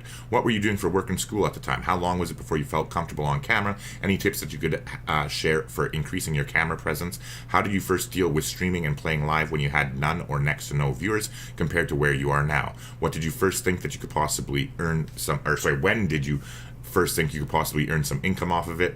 When did you first think about making a career out of it? Or if you haven't yet, are you getting close to that point? And what is holding you back? What are a few of the things off the top of your head that you could suggest to new people who are looking to get started, whether on YouTube, Twitch, or wherever? What was the biggest mistake you made in hindsight that slowed down your growth? If you had started from scratch again today, or if you had to start from scratch again today, I should say, would you still play the same games? If you had to start from scratch again today, would you choose YouTube, Twitch, or both? Why? Let's talk about your game content. What kind is it? How good? How you got good at the game? Discuss tips and tricks, etc. Anything you want to shout out or bring attention to? Exact like plugs, anything, and then open up to Q&A from the viewers. Okay, so that is going to be basically, that first part will be standard with everybody, like bang bang bang bang bang, same shit, same questions, same everything, not tailored individually, just the same generic stuff. Then basically it'll just go into free flowing content, and like I'll be asking them random questions, we'll just be interacting. Chat will have can ask questions. There's actually going to be like a form that you submit, because it's going to be like first come first serve, right? Clearly not everybody's question is going to get answered, so there's like literally a link to a Google Doc where you fill it out, like your name, your question, and answer a bunch of shit, and you submit it, and that question or that submission gets logged to, like, I have another Google Doc that like feeds me all the information, so I'll literally be able to see like Joe Blow commented at 9:49, Tina Two-Face commented at 9:53. Like, it'll all be chronological, so your questions will get answered in order. Obviously, stupid dumbass questions are not fucking gonna get answered, like, let's just be real here, right? But basically, like, every guest that I have lined up so far has agreed to be pretty open, and like they're gonna be able to answer almost anything, as long as you're not like asking them ridiculous questions. But and then if you want, there is a way that you can jump to the front of the line. Essentially, if you super chat your question, those questions get answered first before the ones that get submitted for the form. But like, that's not a necessity. Like, I don't think it's going to be that popular at first, so that probably won't even be needed at all. But like, as I continue to do this, because like I plan to do it for like years now, like I don't plan to stop this anytime soon anyway, and so as it gains more popularity, you probably will have to super chat to get your questions in. But like, I mean, if your favorite player or favorite content creators on, then like, what better chance to get your question that you've been dying to ask them and haven't had a chance to, and like ask them anything, basically, right? But yeah, so that's basically it for the podcast and like what it's going to be about. And we're going to be talking about different things, like for instance his thoughts on like the new civilization that's coming out tomorrow, what he thinks about multiplayer about that civilization, how he thinks it should be balanced, does he think it's broken, like all sorts of shit. Like basically, like, believe me, I'm huge fans of these people too. It's not like, you know, you can probably tell I'm excited. Like, I can't fucking wait for this. I'm so pumped. So anyway, Dystoria is this Saturday, November 21st at 9:30 p.m. Eastern Time. The podcast will always be on Saturdays. However, the times for it will vary depending on the week because it's based on my special guest and their time zone. So, for instance, like Dystoria is in France, so that's why it's at 9:30 p.m. Or no, sorry, it's not at 9:30 p.m. Jesus Christ. I'm telling the wrong time. It's 9:30 p.m. his time, which means it's 6 hours earlier. Oh God, doing math on stream. He's 6 hours ahead of me. 9. So 3:30 p.m. Eastern. 3:30 p.m. Eastern. Look it, I did it. But yeah, so Kamikaze says it is really cool. Oh yeah, I already read that. Okay, so yeah, so that's gonna be happening. So we got Dystoria is this Saturday, November 21st, and again, there'll be like an actual stream schedule with a thumbnail and everything, like up later today, so you can like click a reminder if you want to tune in and check it out. And then obviously it'll always be there afterwards when it's not live. Lee Nolan asked, did they say anything about the mid and late game crashes? You'd have to be a little bit more specifically about what mid and late game crashes you're talking about. I've been playing a lot of Civ lately, and I haven't had any crashes, basically. Not for like a week or so, or two weeks at least, I think, that like jump out at me anyway. But yeah, so for the podcast, Dystoria is this Saturday, the 21st. And then the next guest is Tordred, who is actually another pro gamer in Civ 6 multiplayer, who he is actually on the World Championship team, which is TBD, that won the World Championship just a few weeks ago or a month ago or whatever it was. So he's going to be guest number 2 on November 28th. Then on December 5th, which is, again, these are all Saturdays, right? The third guest is going to be Rage. So that's Rage of Boom is his Twitch handle. And he is a pro Civ 6 player, again, multiplayer, and he's from Sweden, and so he is going to be our third guest. And then our fourth guest, so for this one's for December 12th, the Saturday there, is going to be none other than Mark, or as he's known more commonly throughout the Civ 6 community, Normulator. He has both a YouTube channel, which is youtube.com/Normulator, or he's on Twitch, that's what his primary focus is, and it's Twitch TV/Normulator. But again, so those are my first 4 guests of my podcast. That's coming up, going live this Saturday, the 21st at 3:30, 3:30 p.m. Eastern Time. Again, there will be like a stream like officially posted and scheduled and whatnot for all that. So, Lee says, I'm getting to turn 200 and 250 and it's crashing every few turns. I'm on Xbox, so maybe it's more of a problem there. Oh yeah, like Lee, it would definitely be a console program or a console problem. But my best suggestion, like, because again, like with these Shrek cams, I don't play consoles at all. But I would highly recommend just contacting Firaxis support. There's like an email that you can, like, that if you like just Google like Firaxis support, there's like an email that you can directly an address that you can directly send or create help tickets and stuff. So that would be probably be your best bet to try and get your issue looked at, or at least like find an answer or something, because I have no idea. I'm sorry, I can't help.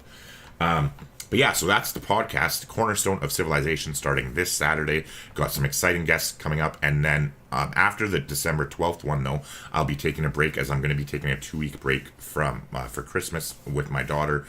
Doing some vacationing. I'm excited, but I can't say what it is because she actually watches my YouTube channel now. So there's some cool surprises. But haha, Michaela, if you're watching this, almost said what they were, but you're not going to get them that way. Anywho, back to business here. So yeah, then I'll be taking the Christmas break. However, I will still have videos and shit coming out while I'm on vacation. So like there won't be like a big interruption to the channel. Just that the podcast obviously won't be happening. And then I'll be getting the Cornerstone of Civilization podcast going up again in early January. And so it will be live here on my channel, but then it'll also be available like through like Anchor. So it'll be on like Spotify, SoundCloud, Apple Music, all the shit, like all the normal podcast stuff. It'll be all up there. And yeah, so I'm excited about that. Then, hey Tim, how's it going? You think you had issues moving your jong on a computer? Could you imagine combat on a console with our cabbage grabbers?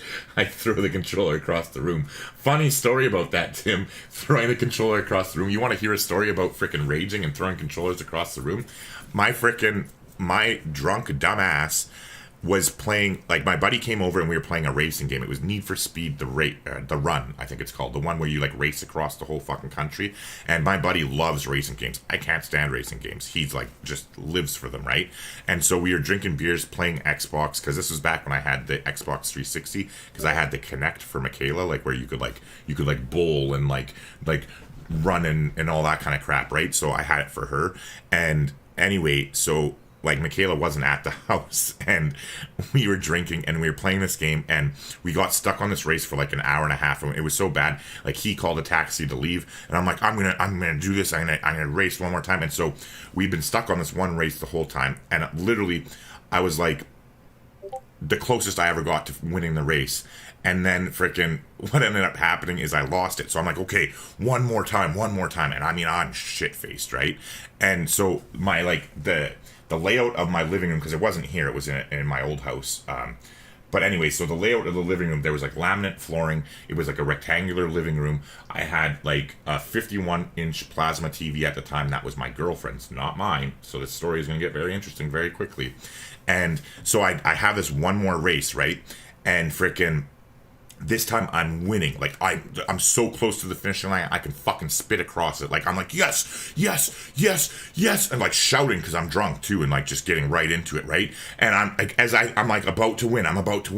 The second place car fucking smacks my tail end, fish spins me, or whatever the hell it's called, like fish tail or fish spin. I'm not a racing guy, forgive me, but like I fucking like just start swerving and third place goes and takes the victory. I'm like, what the fuck? And I just stand up like this with the controller in my big meat paw and I just like literally go whoosh and like slam it on the ground. But I had laminate flooring. It fucking hit the floor, skipped up, and literally fucking banged into the bottom corner of this 51-inch plasma TV, and it just like and dies. I'm like just drunk off my ass, freaking out because it's not even my TV, it's my girlfriend's TV, right? Like, and I'm like, oh my god. So I'm like freaking the hell out. I go up to the bedroom where she's sleeping. I'm all drunk. I wake her up. I'm like, Janelle, I broke your TV. I broke your fucking TV. And she's half sleeping, right?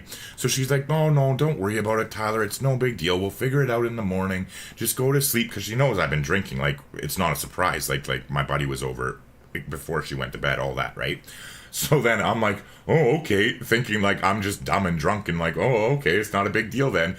I wake up to her just shrieking, Tyler, what the fuck did you do to my TV? And needless to say, that wasn't a happy Christmas, because that was like literally at the beginning of December. So I had to pay $700 to have her TV fixed. And right before Christmas, too. It was an expensive lesson that I will not repeat. And, yeah. So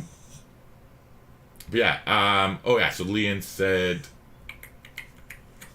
I actually saw that stream. I understand why you blew up. Oh, okay, yeah. Like, but see, it was so stupid of me, because what I didn't realize, if I wouldn't have let my temper get, okay, James, get off. I love you, but no. What I should have done, I guess I could put some music on in the background too. It's awfully dead quiet.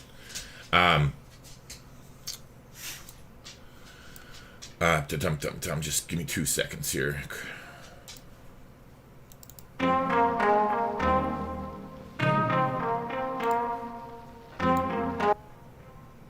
There we go. Excuse me.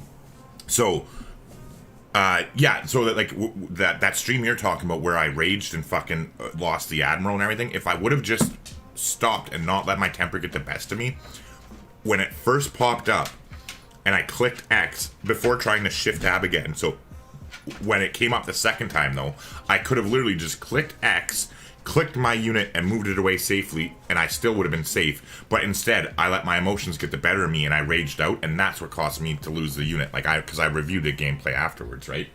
But yeah, it's not as if you needing to pick your air policies, especially in the middle of a war. That was because I was shift entering my turn, though. I was trying to do like a multiplayer tactic move, and it was that's why it was popping up. It wasn't the game's fault. It was my fault because I was shift entering to end my turn, so it makes your units auto move when you're playing multiplayer, and it was 100% my fault. Like, and I had nothing to be mad at other than my dumbass, basically. But yeah, that stuff always happens just before Christmas. It was fucking rough, man. But I mean, like, I was making good money at the time. I didn't really give a fuck. But like, I mean, I did give a fuck. It was like $700 to have it fixed. Like, and for a fucking TV that wasn't even mine. And so the funny story is, so then like years later, like, because we were together for like, I think 4 years or something like that. But anyways, this bitch cheats on me, right? Which is fine. So what do? Literally the day that she cheats on me, and I like, she cheats on me the night before, I find out the next day. Like, she tells me and was honest about it and everything in her defense. So like, I'm like, get the fuck out of my house. Like, you better be out of my house. I'm gonna go out. Like, my buddy literally came to pick me up. Like, he brought me from work there to chirp at her and fucking like break up with her and get her out of my house, and then took me out like to get my mind off it or whatever. And so anyway, frickin', I'm like, get the fuck out of my house. Your shit all better be out of my house before I'm back. Like, I'll be back in like 5 hours. I don't want to see it here. And so she took everything. She took the TV, to her credit. Like, her uncle came and helped her. Like, it was all out before I got back. But what did I do? The first thing I went to do after this bitch cheats on me and breaks my heart is I go TV shopping. And she had a 51-inch plasma TV that I just talked about. And that's when I got my 60-inch TV that I just gave to my mom on Monday. What's the day that this girl cheated on me and broke my fucking heart? Well, fuck that bitch. I'm getting a better TV because, like, I love the big screen TV, like, for my football, right? Once I had it, I could never go back. So that was, like, my thing. It was like, bitch breaks my heart, buy a TV. That's how my mind works. Where, like, I wasn't concerned about, oh, there goes my life with this girl. It was like, well, what am I going to watch my football on? And so literally got, like, my one buddy who was driving me around, we went and picked up my other buddy who is like native Canadian or native whatever the fuck, right? Like Aboriginal or however you want to politically correctly say it. And he went and used his status card to buy my TV and saved me like $80 on my TV taxes. So yeah, that's that story. But anywho, yeah, back to Civilization here. So we got the podcast talked about starting November 21st, 3:30 p.m. Eastern. Destoria will be my first guest. Looking forward to that. Now, back to the thing at hand here that we are trying to do is talk about the... it doesn't matter. Start game. To talk about Babylon and what I think about Babylon and all that fun stuff. So that's what we're going to do. We're going to look at the tech tree here. So basically, I'm going to give my 2 pennies worth as to like what I think about the civilization. I'm actually going to do a quick video about this that's going to like recap it and be like structured a little bit. But I probably will wait until after I actually play it before I do that video. Every cloud has a silver lining. Yeah, exactly. And obviously it was true love. Yeah, exactly. It was true love of the TV. So I was more concerned about losing the TV than I was about this girl. I'm like, just get the fuck out of my house and take all your shit. It's over. But I was like, what am I going to do for my football? I mean, truth be told, it broke me. Like, it really did. Like, emotionally, I'm not going to lie. Like, and pretend like it didn't. Yeah, it crushed my soul. Like, freaking. But, like... you can't go back and unbreak the box, right? Or like freaking unmake it happen. So like there's no point, like whatever. But anyway, getting back to Civilization and less about fucking skanky bitches cheating on me and breaking my heart. So yeah. Alright, so Babylon. Okay, so let's see in chat here. I'm actually going to quickly go to the washroom and take a break. So I'm gonna, like, because there's a little bit of a delay in, like, what I'm talking about right now and what you're seeing and stuff. So, in chat, I want to see just comments from you guys for your favorite win condition like, so culture, science, domination, diplomatic, or religious, and whichever one has the most, like between like when I'm leaving now and then when I get back, like I'll just skim through the comments, and that's what I'll do first. And then I'll talk about my thoughts, like, and my, like, how I think that they should be best played before I ever play it, right? It's just like conjecture and theory crafting, but I'll go pretty deep, as deep as you all want me to do and want to stay here with me, because I am literally killing time for, I guess, it's 3:34.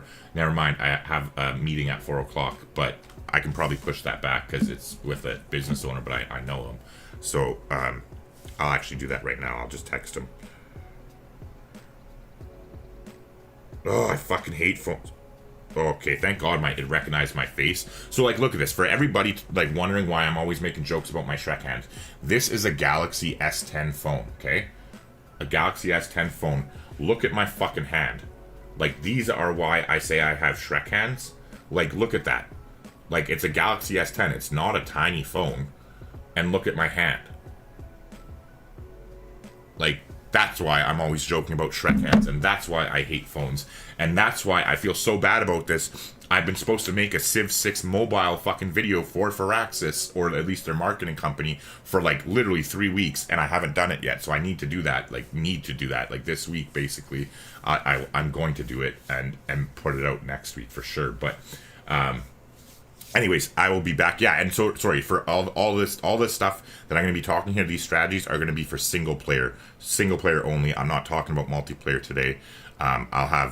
Because I'm going to be talking about that with Rage. Actually, I already did talk about it with him. So there's a video coming out. Shh. That will be me and Rage talking about Babylon multiplayer and how he thinks it should be balanced, how I think it should be balanced, what we think the most optimal ways to go about playing them will be, and Rage is actually on the team that balances the better balanced game modes or mods, so that should be a very interesting watch for some of you who are interested in multiplayer. But anyways, I'll be right back. I gotta go to the bathroom.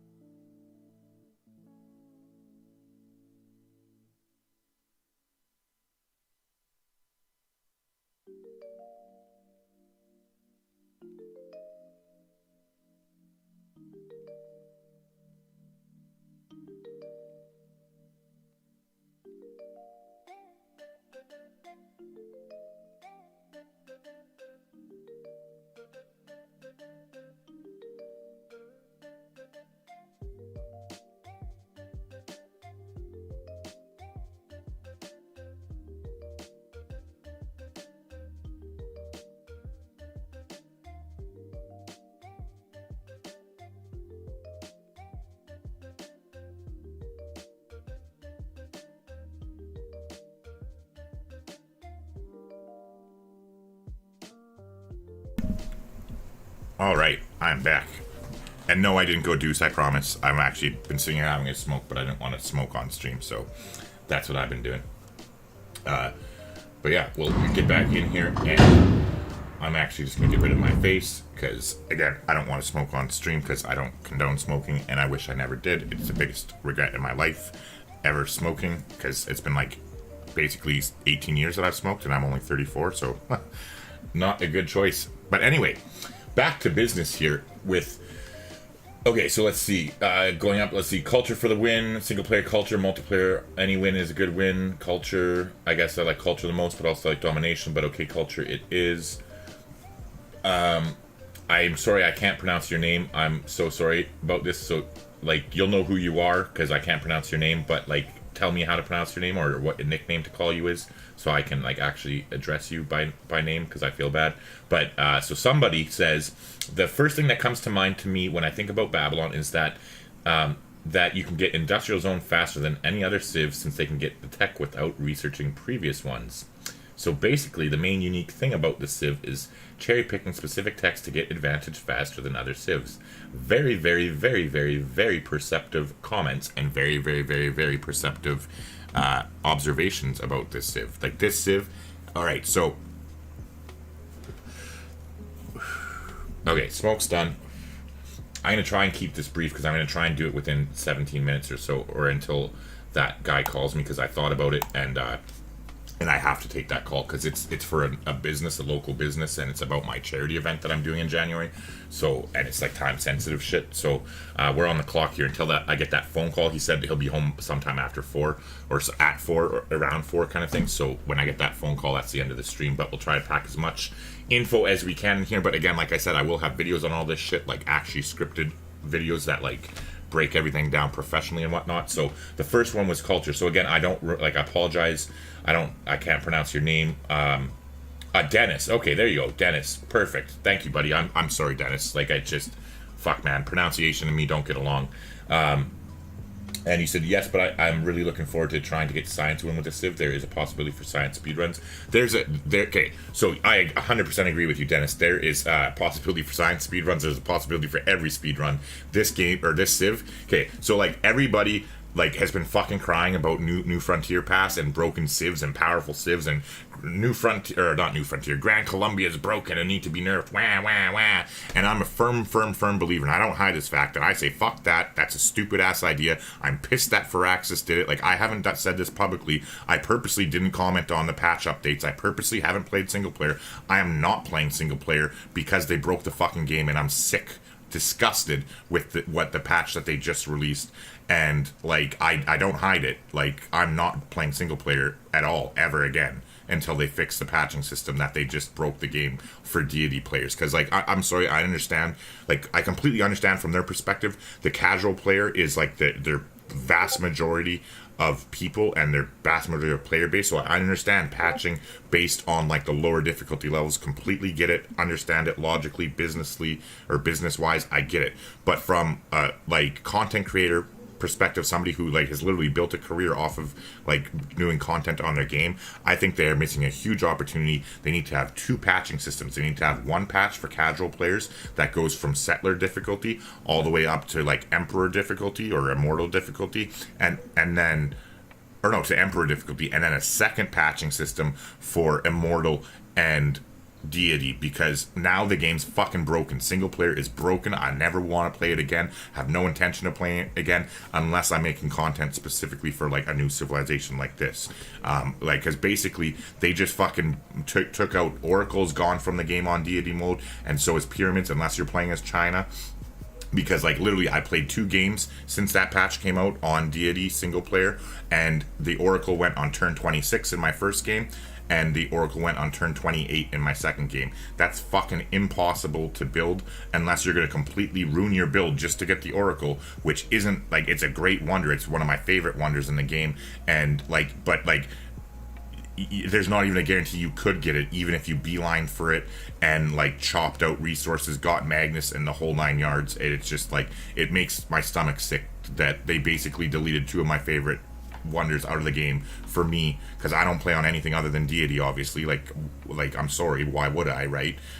But like yeah, so like again, I don't mean to go off on them. I understand why they do it, but that would be a super easy fix, like a patch for casual, like, and you just choose like how you have game modes. Just choose casual patch, like whatever like you want to call it. It doesn't matter, like a casual patch or like I don't know, batshit crazy patch, whatever, right? Like obviously a family friendly name for the patch.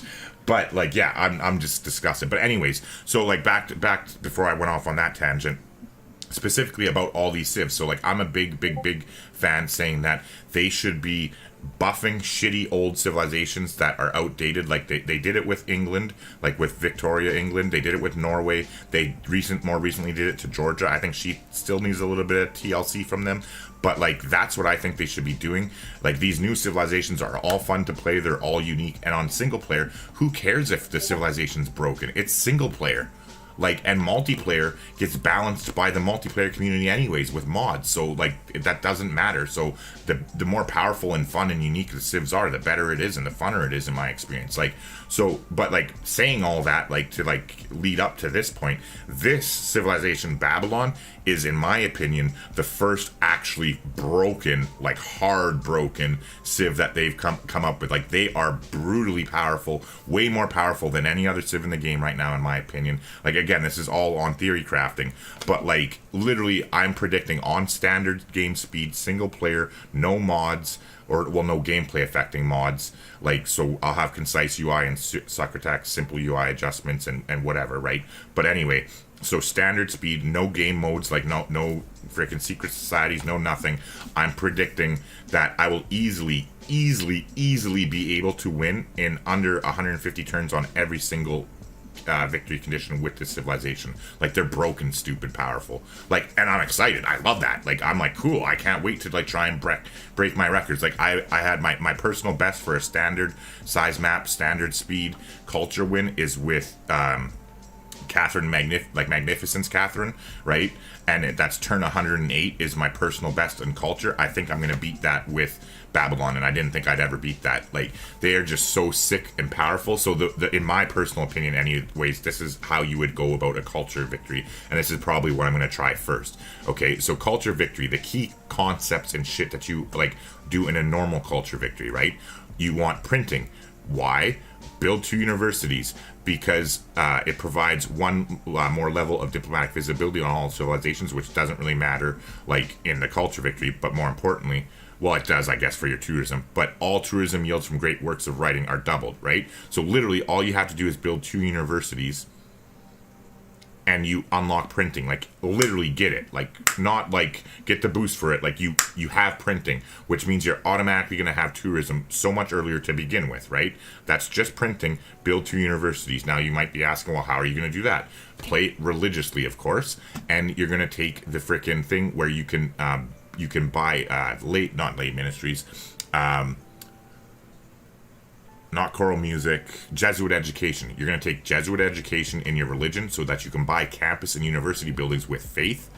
And you can literally, like, so now education to unlock universities, earn a great scientist, right? How hard is it to earn a great scientist? Build a campus, which you can, like, you have the boost to your first campus anyways, right? And then run some projects, like, because they have the lower base yield on their science, right? Like on their general output, but like that doesn't impact running campus research grants to get great scientists. Or you can faith buy your great scientists. You just need one. Doesn't matter which one. Like, clearly, like Hypatia or whatever. Or well, not that one, but like Hypatia would be the best one to get because it would give you plus science and +1 great people points or whatever the hell she does. I forget the specifics because I've been playing multiplayer so long. But anyway, right? So literally, as soon as you meet another civilization, bam, you have writing. Bam, you can get your campus district. So I would open up, like, look at astrology, find a natural wonder. Okay, right? So literally all you have to do, open up, you can buy scouts, you can freaking build them however you want to do it. Like, I'll be dicking around with like min-maxing and figuring this out when I actually get my hands on them. So this is like theory crafting, right? But so find a natural wonder. So the faster you get out and explore with your scouts, the faster you're going to find a natural wonder. You don't even have to sink time into astrology. Like, literally, don't don't need to spend any time on it. You just need to find a fucking wonder, right? So, like, literally, you have pottery, animal husbandry, mining. Okay, which one would you want to go for? Most likely pottery, because you can get writing, but I think, I'm not 100% sure on this, but I think I don't need pottery if I would get writing, but I'm not sure. So I would probably go, just to be sure, I would probably go pottery first, then go into mining, because with mining you can unlock mines, right? Well, then freaking your industrialization or apprenticeship, as Dennis pointed out, right? Build 3 mines, then you have an industrial apprenticeship and your workshop building, right? So you can get industrial zones up nice and early. Again, you're going to promote Mockshot to where you can buy districts with faith, right? Like, it's so fucking broken, like disgustingly broken. Like, just look at this, like, for everything, like okay, so yeah, we're working on, I'm trying to stay focused, we're working on education and, or sorry, universities, right? Because we want universities till we can get printing first, right? To get the tourism yields from great works of writing are doubled. Okay, so then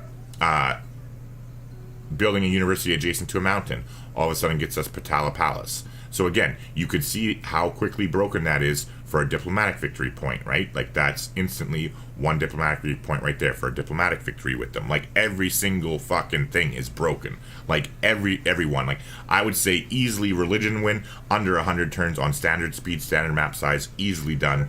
Like they're so broken, it's so powerful, it's so awesome. I'm so excited to try them out and to see just how, like, broken I can break, or just how bad I can break the game, and like not use like any game modes and just play standard and all that. But so anyways, printing would be, so building 2 universities, which you can do as soon as you get a great scientist to give you the boost to education, right? So checkmate right there, got your university. You can faith buy them instantly. That, I believe off the top of my head, it's been a while since I played standard speed and single player, but I think they're like 180 faith for a university, or no, maybe that's a library. Yeah, I think it's like 500 faith or something. Anyways, doesn't matter. Whatever it is, it's not hard to do if you're playing religiously, right? You're going to have that faith anyway. You can run frickin', you can get your holy sites up so early, and they also start with a shrine. You know what I mean? Like, it's just so broken and powerful, like, on so many different levels. So then, right, printing is the first thing, which is going to get by through education, which is easy to get, like we already talked about, right? So then printing's the first big tourism boost that you get, so your great yields of writing, right? Because you're gonna want to get your culture game going early, which you can obviously do as soon as you get a wonder and all that, right? Then so then, like, literally industrialization, build 3 workshops so you can faith buy you get your first one. Once you build those 3 mines, you get apprenticeship, right, to get the industrial zones. Then frickin' once you build 3 workshops, you can literally get coal power plants, like, so early in the game that your production is going to be disgusting. Now, could you imagine how broken this is with Secret Societies game mode and going vampires and having a vampire, like, of your capital city, the production on wonders and shit? Like, just unbelievably, like, every single thing is broken for days, and I love it. It's going to be so fun to play and see, like, just how broken I can break, or how far I can break it. Anyways, I'm rambling here. Let's catch up with chat here. So Kamikaze said, exactly, because you have less text, the districts aren't so cheap. Exactly. Like, again, very good point. Nice observation there, Kamikaze. So early game, you want the best text, and after that, you should have enough production to push for Eurekas and other texts. Yeah, or faith buy them. Like, that's what I mean, right? Like, faith buying them is better than using production. You can use your production for other things that are more important, like running projects in your campuses in order to counteract their negative science output. You can, like, counteract that by running campus research grants in all your cities and just faith buying your stuff with the Jesuit education religious belief. And then Dennis says, yes, but I'm really looking forward to trying to get a science win as a civ. There's a possibility for science speedruns. I know I already read that comment earlier, but yeah, I 100% agree. With science, like, I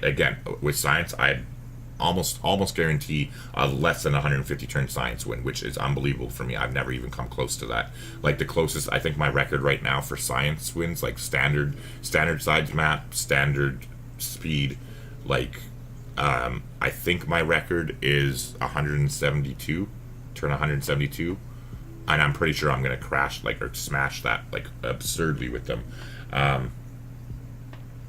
So Kamikaze says, I want to try to build the wonder of artillery before turn 110 on standard speed. By my calculations, it should be possible. What wonder of artillery are you talking about, Kamikaze? And then Kamikaze says, you do not need pottery because during Firaxis stream, they had mass production before the prerequisites. Okay, perfect. So that's good to know. So then in that case, 100% you go mining first. Like always mining first. So you can get those 3 mines. You're going to want to open up with the builder. I would probably go builder, scout, or like builder, scout, buy my second scout and start a settler right away. Get your holy site up. Get like just, it's going to be absurd how fast I win this game. And I can't wait to do it. Like, so looking forward to it. And then, so Dennis says, as Kamikaze pointed out, industrial zones are really cheap when Babylon unlocks them, since there won't be many techs. They will have research by then. Yeah, exactly. Like 100% agree with both of you. With Secret Societies mode, Owls of Minerva for envoys, you can easily rush Kilwa as Babylon. Insanely broken. Yep, exactly. Not to mention,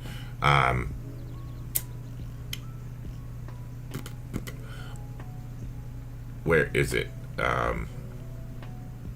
Nanotechnology. Build an aluminum mine. Oh geez, that's hard. Let's see where aluminum mines are. Aluminum resource. Radio. To boost. Build a national park. Oh golly. How hard is that? Like, it's just so broken in every sense of the way. I can't wait to fucking do it. But yeah, like, anywho, I'm rambling here, but I really do have to go. It's almost 4, and I'm gonna get that call, so I'm gonna wrap this up. I will have actual like videos of like going over the strategies once I play with them. So basically, I'm gonna be streaming tomorrow, starting at 12 p.m. Eastern. It will not be on this channel though. I'm telling you that right now. At 12 p.m. Eastern tomorrow, as soon as the game goes live, or like shortly after, because last time they had problems when for the first like 20 or 30 minutes when it came out, there was some issues. So like forbidding their, like, I'll be live either way, but we might have to wait a little bit to play. But I'll show you the channel I'm on right now. You can go over and don't subscribe, because it's not about Civilization, but it is a channel of mine. So, in case any of you aren't aware, by the way, so I have a new channel link. Oh, hold on, definitely gonna watch that later. By the way, fucking love Gary V. He's the shit. Absolutely love him. But anyways, so what am I? A career gaming. So career gaming, because I don't have any videos out officially, you got to scroll down a little bit farther, but here I am right there, career gaming with 6 videos. So don't subscribe to me, because I won't, like, on this channel, I'm not doing any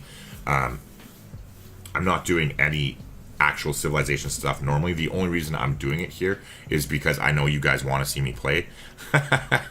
And so I'm using you to get watch time on the channel, because in case you don't know, with YouTube, the way that you get your unlock monetization, so the ability to make money on your channel and actually like have it make money for you, is you have to get 4,000 watch hours on a channel and 1,000 subscribers. The 1,000 subscribers is super easy. Like, I know like a lot of people think it's intimidating, but it's not. It's super easy, like really easy. If you know what you're doing, right? So the watch time is actually what's harder to get. So I'm just basically like using cheat codes to get there faster. But so if I go to my analytics on this channel, oops, not playlists, to my analytics, and go lifetime. So I've got 200.5 hours on my channel so far. And I haven't done anything basically other than stream some random games, right? So I'm going to start streaming Civ on here regularly for the next like while until I get my 4,000 watch time hours. So for the foreseeable future, all my Civ 6 live streaming will be on Career Gaming on YouTube, or it will be on Twitch TV/Career Gaming. So for instance, for tomorrow, I'm going to be streaming all day. So this is it. Like, it's the one, like, I haven't even bothered putting the thing that I should probably do that.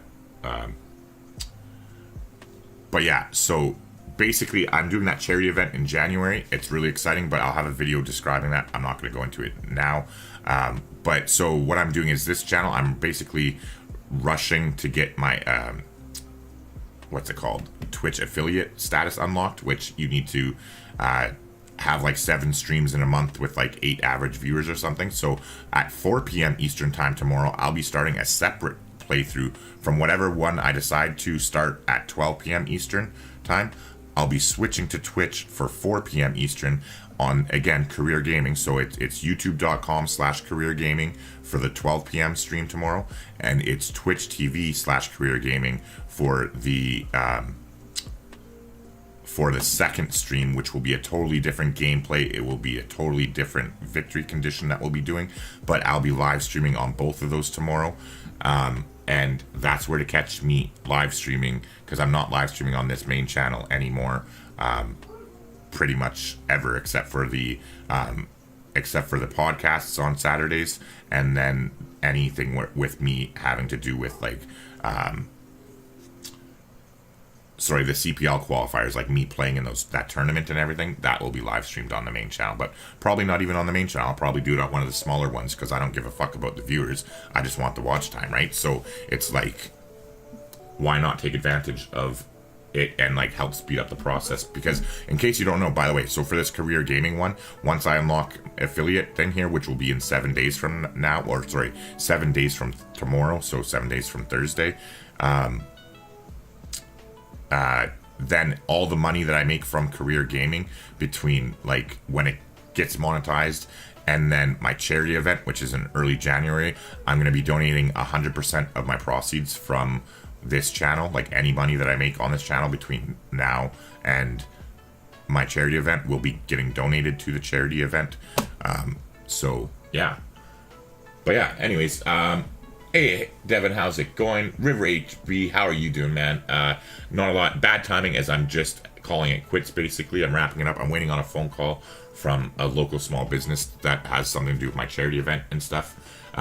So you missed it. In case you for those of you that did just get here, I'm starting a podcast on Saturday, this Saturday, November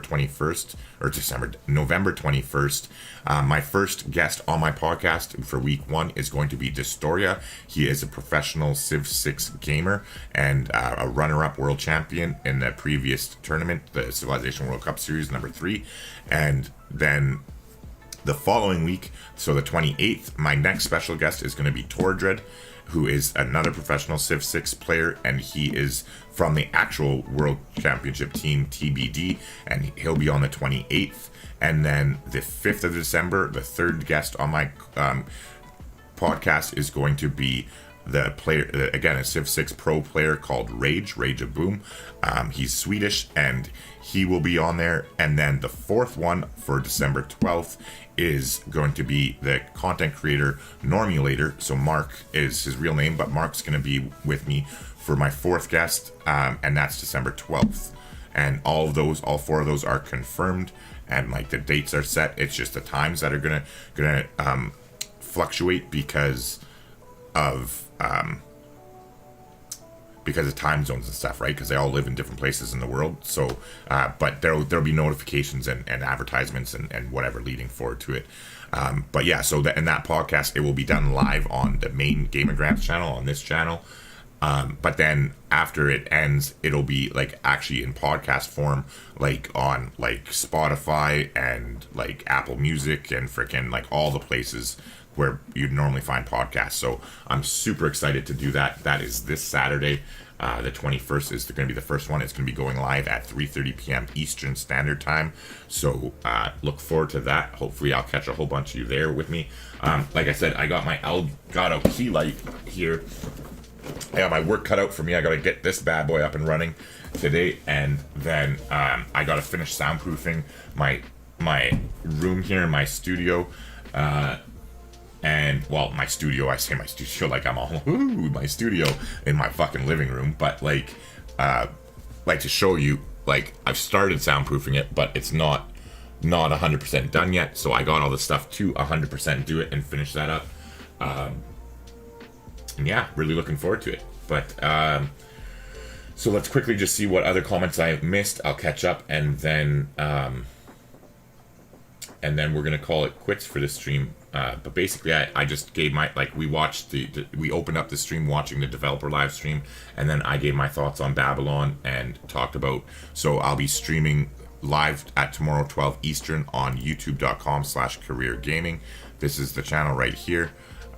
So again, it's just youtube.com/careergaming. And this is where I'll be streaming at 12 p.m. Eastern tomorrow. We'll be starting a stream playing with Babylon immediately. I'm not sure what. I'm thinking I'll probably go for a culture win first on this stream.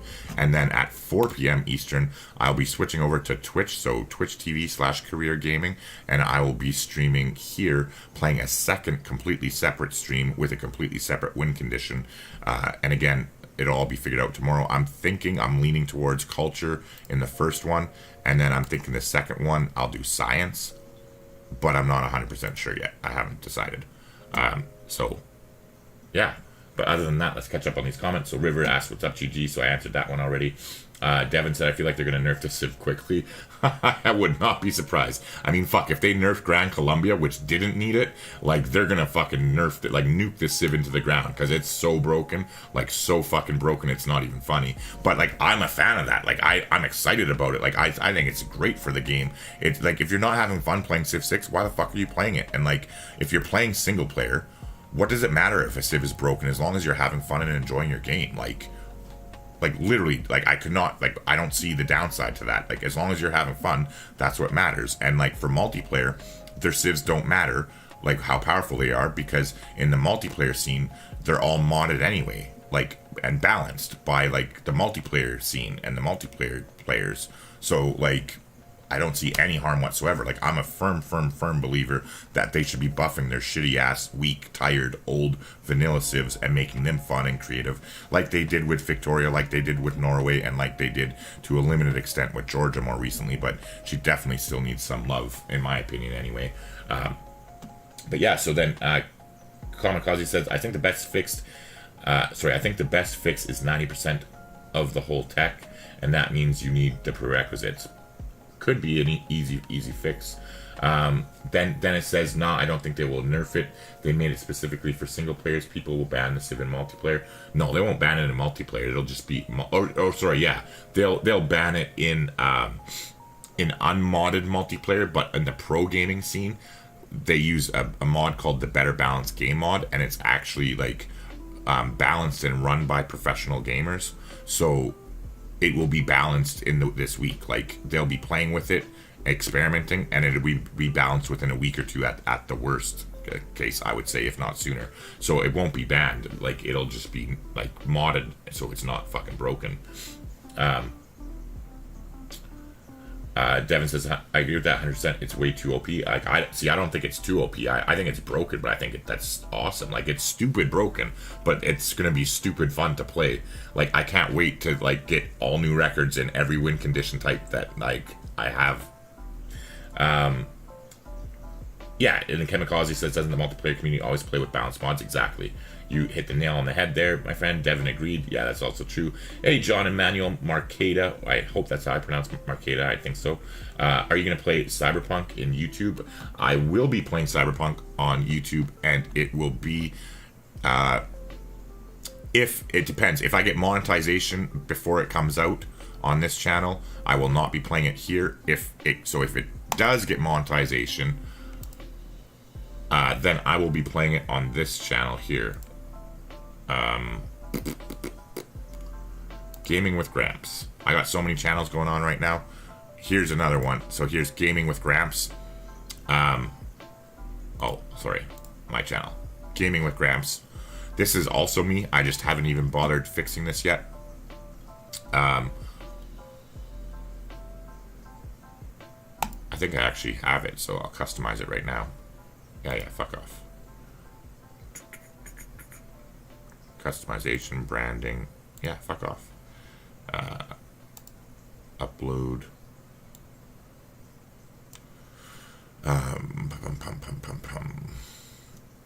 What is it?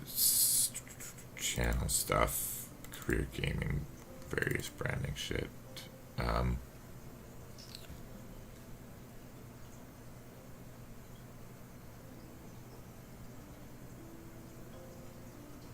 Where is it? It's like helping my gamers. God damn it.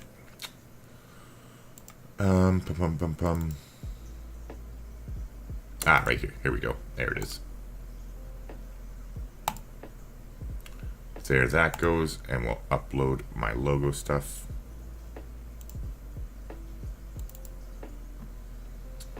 And we will throw that one on. There we go. Done. Publish.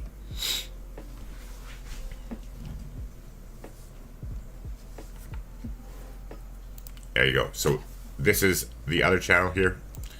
There you go. Now it'll be more easily recognizable that it is me. But this is where, so this channel is like my little sandbox where I'll just be streaming random shit whenever I feel like streaming it. I'll be playing whatever fucking game I want to play. So when I'm streaming Cyberpunk, this is where it will be if my other channel has already gotten monetization. If not, it will be on Career Gaming. So it'll either be youtube.com/career gaming. This one doesn't have a fancy name yet because it's not at 100 subscribers.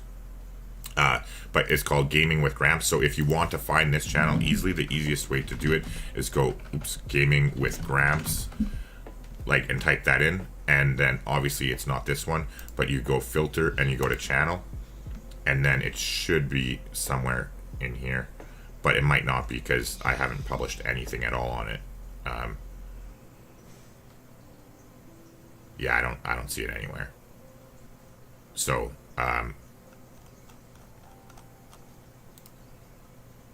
then I will give you the link here. Just 1 second.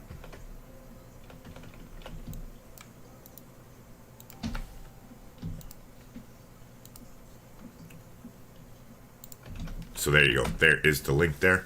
Hey Declan, how's it going? What other strategy games do I play? That is a very good question. River says, I'm excited to build my first biplane after 2,500 hours with Babylon. I agree, River. I have never built a biplane once. Not once ever either. And I will probably be doing it with Biplan. Oh yeah, and so John, to finish your question there too. So youtube.com. Like, I know this is going to be hard to keep track. At some point, I'll have it all in my description. It's like all my different channels. So there is also Grampz, which is me. Okay, so this is Grampz. This is me as well. However, this is going to be 100% Cyberpunk 2077 content. However, I will not be actually streaming it on this channel. Or actually, now that I'm thinking about it, fuck that. Yeah, I'll be streaming it here on Grampz. This is where I'll be streaming it because I need to get this channel monetized too. So, yeah, this is where I'll be streaming. Cyberpunk is on Grampz. This channel right here. Just search for Grampz. It's like right at the top when you search on YouTube. Right there. 51 subscribers. This is where all my Cyberpunk will be. And I'll be streaming it there until this channel gets monetized. And then it would be on that Gaming with Grampz thing. But, oh yeah, so Declan, back to your question. What other strategy games do I play? Very, very good question. So basically, I'm trying to think about this and give an accurate thing. Oh, I gotta pull up my Steam, like, so I can't bullshit you guys and you can see, or you guys and girls, I should say. Library. Alright, so these are my games that I own and that I play right here. So we can go through it slowly. Strategy-wise, I don't play a whole lot. I play StarCraft. I guess it wouldn't be in this list. I play StarCraft 2 recreationally every now and then. I grew up on Blizzard games. I'm a huge Blizzard fanboy, or I should say I was a huge Blizzard fanboy until Activision fucking shitted all over their name brand, and now I like, to me, they're like B-rated fucking game developer now. Like, I have, like, I'm cautiously optimistic for Diablo 4, but like, as far as I'm concerned, Blizzard is a piece of shit company, and I'm happy to say that on the internet. Like, if I'm never gonna get a brand deal with them because I'll never want one. Like, unless they change their path from Activision and like Diablo 4 could be their redeeming grace, like, they're dead to me basically. But anywho, back to this. So other strategy games.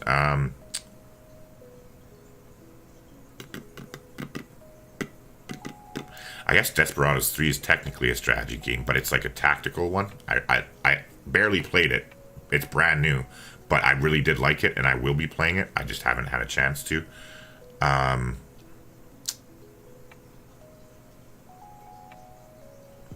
bought Frostpunk, haven't played it. I plan to, so this is going to be one that I do plan to play, and I'm excited to play it. Like, it looks really cool. One of the community suggested I buy it, and I'm like, I'll buy it, I'll play it. I bought it, haven't played it, but yeah, that I will be playing, and I'm looking forward to it. I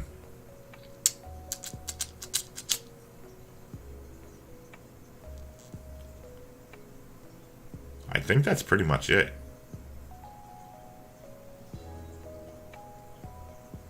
Yeah, like, obviously the Civilization franchise. The Sims is that's from my daughter, but I personally love The Sims. I would play The Sims live if there was enough interest for it. I would happily do that.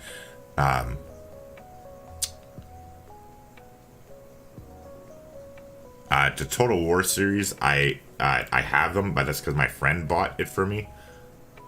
Like, because he wants me to play them with him, and I'm interested in history, but I haven't got into it. You can see playtime 1 minute. I haven't. And I love Napoleon, and I haven't played this. That's actually probably something I want to do soon.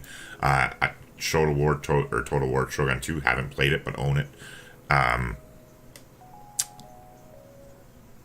And yeah, that's about it. So, like, basically, like, the true story is that, like, I personally, like, Civilization is, like, near and dear to my heart because of, like, I grew up on it, and like the sentimentality that it has like ingrained in me. Like, I've been playing Civilization since Civilization 2 came out back in the 1990s.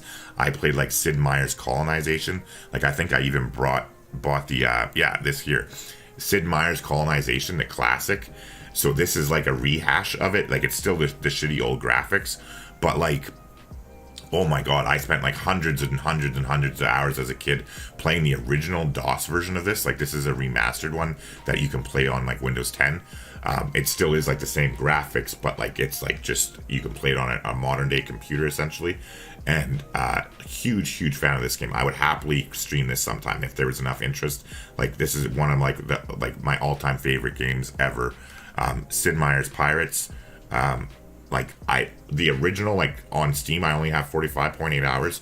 Love this game, played this game to death as a kid, like the original, not like my Steam version, so like, that's why it's only at 45 hours. But generally speaking, like, other than that, like, my real true passion that I have for games, and the ones I enjoy the most, are third-person shooters that are like plot-based. So like, The Witcher 3 Wild Hunt is my favorite game of all time right now, and I've only played it at 296.2 hours.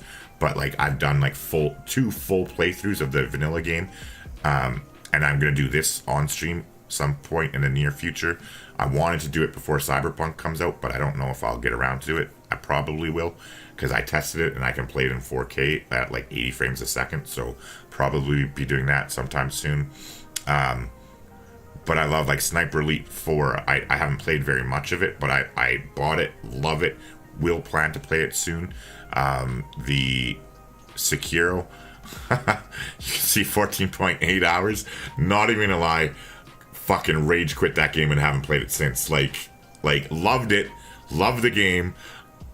Temper wasn't equipped for it. I was like, I'm gonna break my keyboard and break my mouse if I keep playing this game, and I need to take a time away from it. I would love to stream this live. I think that would be fucking fun as hell. Red Dead Redemption 2, I just bought this recently. Only played 6.3 hours, but I will definitely be playing this game and beating it. Like, I literally bought an Xbox One X and this game when it came out because the PC version wasn't coming out right away. And then because of my Shrek hands and the controllers, I hated it so much that I lent it to my buddy so he could finish playing it, so he could play through the whole game. And then when he finished the game, he gave me it back, and I just sold it. And it was like, well, didn't care. Wanted to play the game so bad that I bought this system for it, but I hated the system so much that I just said, fuck it, I'll wait till it came out on the computer. But when it first got ported to the computer, like originally, it had all glitchy and shit, so I waited until just recently, and I got it in October, and I can't wait to play more of this game. Other than that, Monster Hunter World, you can see I've only played an hour of it, but I really enjoyed this game. I will be playing this game, like, a lot. I picked up Middle Earth Shadow of War. I barely played it, but I really like it. Like, I am personally a fan of like third-person action or third-person shooters or third-person stealth games. Like, I love Mafia, like the whole Mafia franchise. So recently bought this, and I committed to not playing it offline. So I've streamed 9.7 hours of it, but I can't play it until I stream it again, unfortunately. Otherwise, this game would 100% already be beat in like 2 or 3 days after it came out. But Mafia 2 Classic, it looks like I haven't played it much, but because I beat the game before Steam was a thing. Like, I had hard copies of the game. That's how old I am. Love this game. Even the definitive edition, haven't tried it yet, but will be replaying this. The definitive edition, 100% will be playing this game. I love it.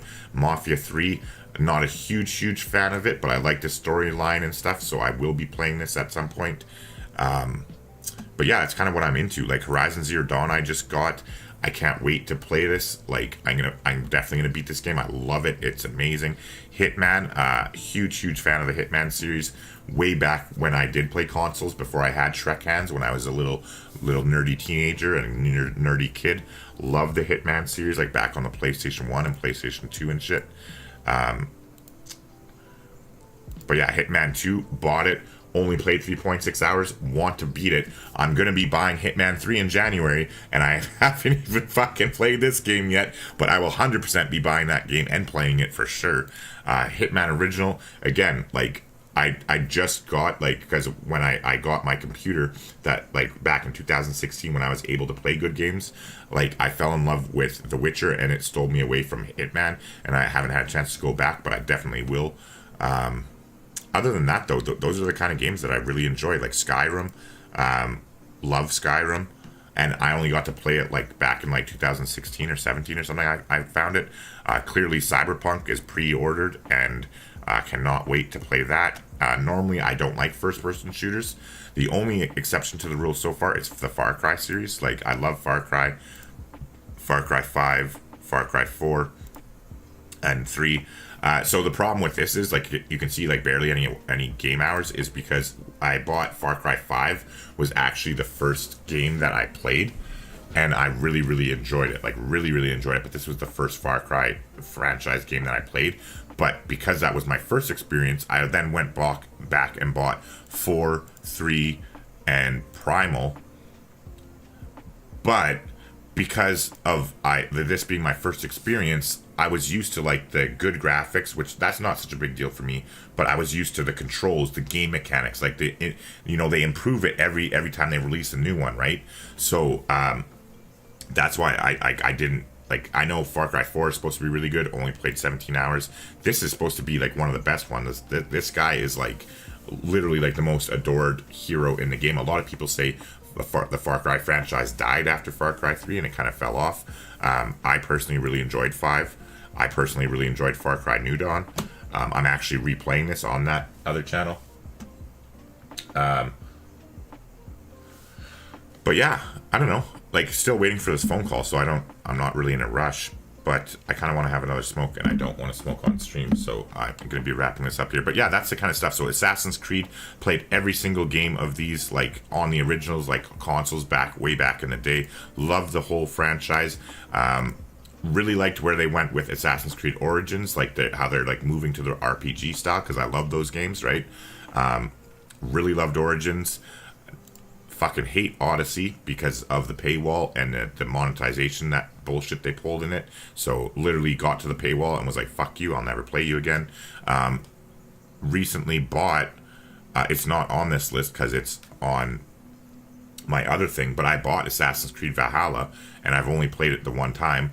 Really enjoyed it so far, but I'm only like 5 hours into it, so I can't really give an opinion, but I'm enjoying it so far. But again, like, I really think if Ubisoft wants to go anywhere with this franchise and they want to redeem themselves, they need to literally fire every single one of their writers. Everyone, just get the fuck out of here. You're garbage. Goodbye. Good luck in life. Get out of here. They need to hire brand new writing staff. Like, look at Blizzard. What Blizzard's doing, and this is why I'm cautiously optimistic for Diablo 4, is they went and they basically poached writers and creative directors and everything from CD Projekt Red on The Witcher. Like, the people, like, there's, like, I think 3 or 4 team members that were involved with The Witcher 3 or The Witcher 3 expansions that Activision Blizzard went out and hired for Diablo 4. So that's why, and they're going back gritty and bloody and dark, and I'm like, oh, like I'm a huge Diablo fanboy. Like I literally, I couldn't even imagine. Like, so I have Civ 6. Let's see. Like I think I'm at like 1,500 hours. Let's see. 1,600 now. Ugh, time flies. So 1,631 hours in Civ 6. Okay, you think that's a lot? I guarantee you. Like I'm so happy for my mental sanity and my self-esteem that Blizzard does not keep track of your hours like Steam does, because I swear to God, like Diablo 3 probably have at least 5,000 hours in, at least, probably closer to 10,000 hours. Like I'm such a Diablo fanboy and a Blizzard fanboy, or I was like growing up, that like for Diablo 3's release in 2012, I booked a week of vacation off of my work to coincide with the release date of frickin' Diablo 3, and then did the same thing when the expansion Reaper of Souls came out. I booked another week of vacation off of my job, like literally a full week of paid vacation, just so I could play Diablo 3 for a week straight and just nerd right out. Like, I'm a huge fanboy, and I'm excited, like I said, about Diablo 4, but because of Activision's, like, corruption and, like, their taint, basically, that they've, like, ruined the brand, they basically shit all over the brand of Blizzard, where they have a long way to go if they ever hope to get back to the glory that they once had back in the 90s and shit when I was a kid, because they owned the game market in the 90s. Like Blizzard was the CD Projekt Red of when I was a kid, right? So I hope, like sincere hope that they get back to that, because fucking they're not going in the right direction, I'll tell you that right now. But anywho, let's see here. So, River says the biplane rush should be legit. 3 mines equals apprenticeship, 3 workshop equals industrialization, 2 coal plants equal refining, and RUR from industry equals flight. Correct. Good, sir. Correct. River says Dragon Age Origins is one of my all-time favorites. See, and that's what I think. I think I bought it, and I think I haven't played it, or I think I've, like, because I heard about it. And I heard about it, heard it was good, even bought an expansion. So I got the Ultimate Edition. I played 5 minutes. Or no, Dragon's Dogma. That's a different thing, isn't it? Hold on. Dragon Age Origins. Yeah. So look, it literally heard good things about it, bought it, have yet to even install it once ever. So like, I got things to do. I definitely have to get on that, and that's why I want to stream other games, because like I have so many of these games and just have never tried them that like I'd like to play them, but like there's only so much time in a day, especially because like I'm running, like I know it doesn't seem like it, but like YouTube is a fucking business, man. Like they're like, it's lots of work. Like I've been putting in like 12 to 16 hour days 6 days a week since August 15th when my daughter left. Like I'm working hard, like believe me. And that's actually why like I'm actually creating like a vlog channel, because people have been asking me about to do that. So I'm creating another new channel that's going to be like it's going to be called, it's my name actually, it's going to be Tyler S. And it's like the little tagline's going to be like a glimpse behind my green screen. And it's just going to be like a vlog channel where like I talk about what I'm doing. Like yesterday I worked from 2:30 in the morning Eastern time, my time. Like, so yeah, yesterday morning, 2:30, like, or sorry, the day before, like, I mean yesterday, like Tuesday. So Monday morning, or Tuesday morning technically, I guess, at 2:30 a.m. Eastern. So Monday night, Tuesday morning, I worked from 2:30 a.m. Eastern, non-stop from 2:30 a.m. Eastern, all the way until I didn't get home until like 5:30 last night, and then I still ended up working for a few more hours, and then took a nap, woke back up, and worked for another like 3 or 4 hours. So like, yeah, a lot of people think it's all glitz and glamour. It's not. Like it's fun. Like it's hell. I love every minute of it, but it's fucking serious work. And so like, yeah, I'm gonna be doing that channel too, but obviously not putting a lot of effort into it, as it's just like a well, whatever, like a passion project more than anything.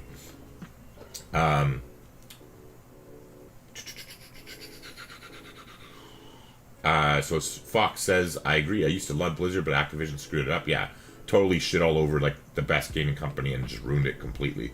Like, I hope they enjoy their money, because like in the long run, they're just gonna like burn the company to the ground. Like I can't wait. Like I told you earlier, I love Gary Vee. like Gary Vee, and he's getting in on gaming. I guarantee you, he's gonna buy so many of these gaming companies when they're shitty. Like when like Activision burns Blizzard to like a piece of shit that nobody wants and nobody cares, he's gonna buy it for like for pennies on the dollar, and then build it back into its glory days and like make billions in the process. Like, quote me now. There you go. November 18th, 2020. I bet you that happens. Like, or like another one of the big gaming companies that they just ruin themselves. Like, let's see, ones that come to mind. Like EA would be one because he's a big sports guy. I would say that he buys 2K at some point, because eventually the gamers, especially as modernization happens, like they're not going to be putting up with freaking being like aggressive monetization the way it is. Like, I have no problem with monetization. In fact, I bought like skins and stuff.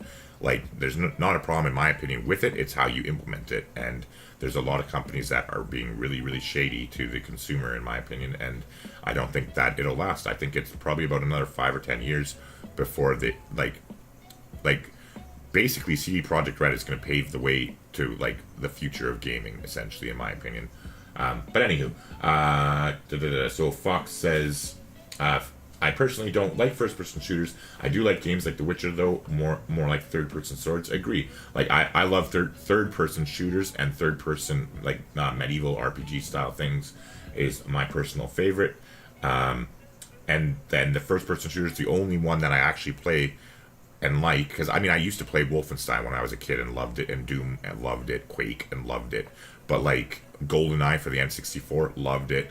But like now that I grew up, the only one I play is Far Cry, and that's just, I like the franchise, and now so Cyberpunk will be the exception to the rule, just because it's CD Projekt Red and they're good shit. Like, but anywho, Red Dead Redemption 2 is so good. Yeah, like I've only played about, like, before I got tired of it on the Xbox, I only played about a quarter of it.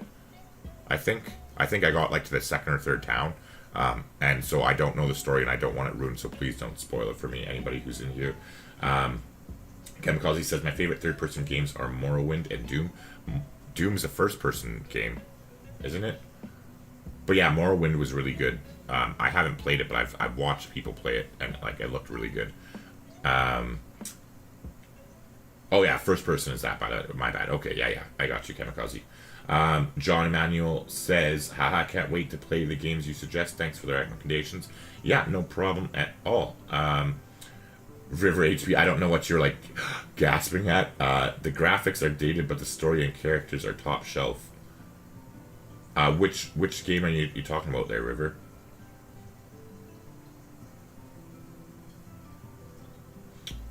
I also enjoy pause and play combat. Yeah, I'm not a huge fan of pause and play combat. Like, I bought XCOM because somebody suggested it to me.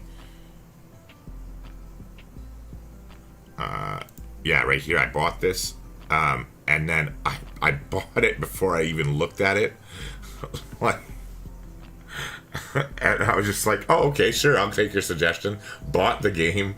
And then I watched footage of it. I'm like, I'm going to fucking hate this. So I haven't even played it.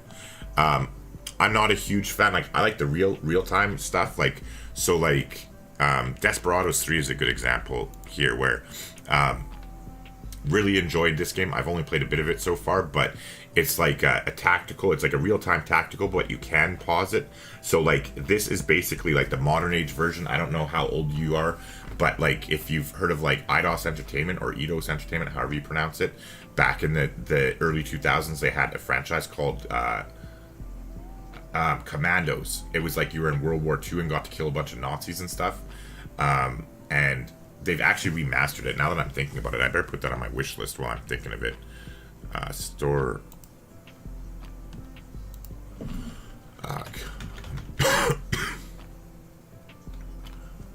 Yeah, like definitely buying this.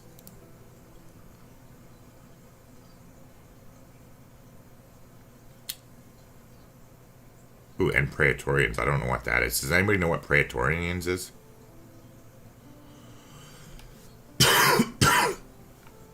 Yeah, I don't think I want to pay $12 for a game. I don't know what it is. Never mind. But yeah, definitely going to put that on my wish list for when it goes on sale, because the Steam Winter Sale is coming. So, yeah, loved this game. as a kid. Oops. Yeah, so like, so this is the game I'm talking about right here. Like, you get to go kill Nazis in World War II. There was like 3 of them, but love it. And so yeah, like, see, like, look at this. Freaking, they remastered it. I can't wait.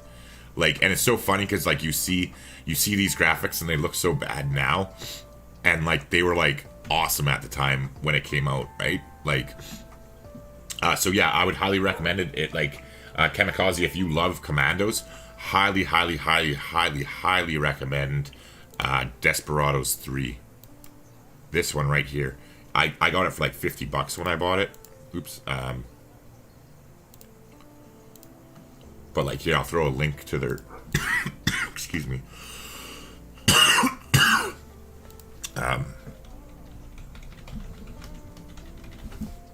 I can't play it because I don't remember if it's copyrighted or not, but I'll throw that in chat. I got chat somewhere, right? Yeah. But yeah, anywho. Oh, Jack says, why the room dark? Light up. It's because I gave away all my lights yesterday to a kid because I have my new Elgato key light, but I need to, excuse me, I need to actually unbox it and install it, and I haven't. Fuck me. And I haven't had a chance to yet, so that's tonight's objective, so that for tomorrow I'll have my green screen up and everything will be lighted normally. But on this note, my freaking voice is dying, so I'm going to call it quits here, everybody. Thanks for hanging out. Like I said, I will be streaming tomorrow at 12 a.m. Eastern on youtube.com/ oops, I'm getting them all confused. On youtube.com/career gaming.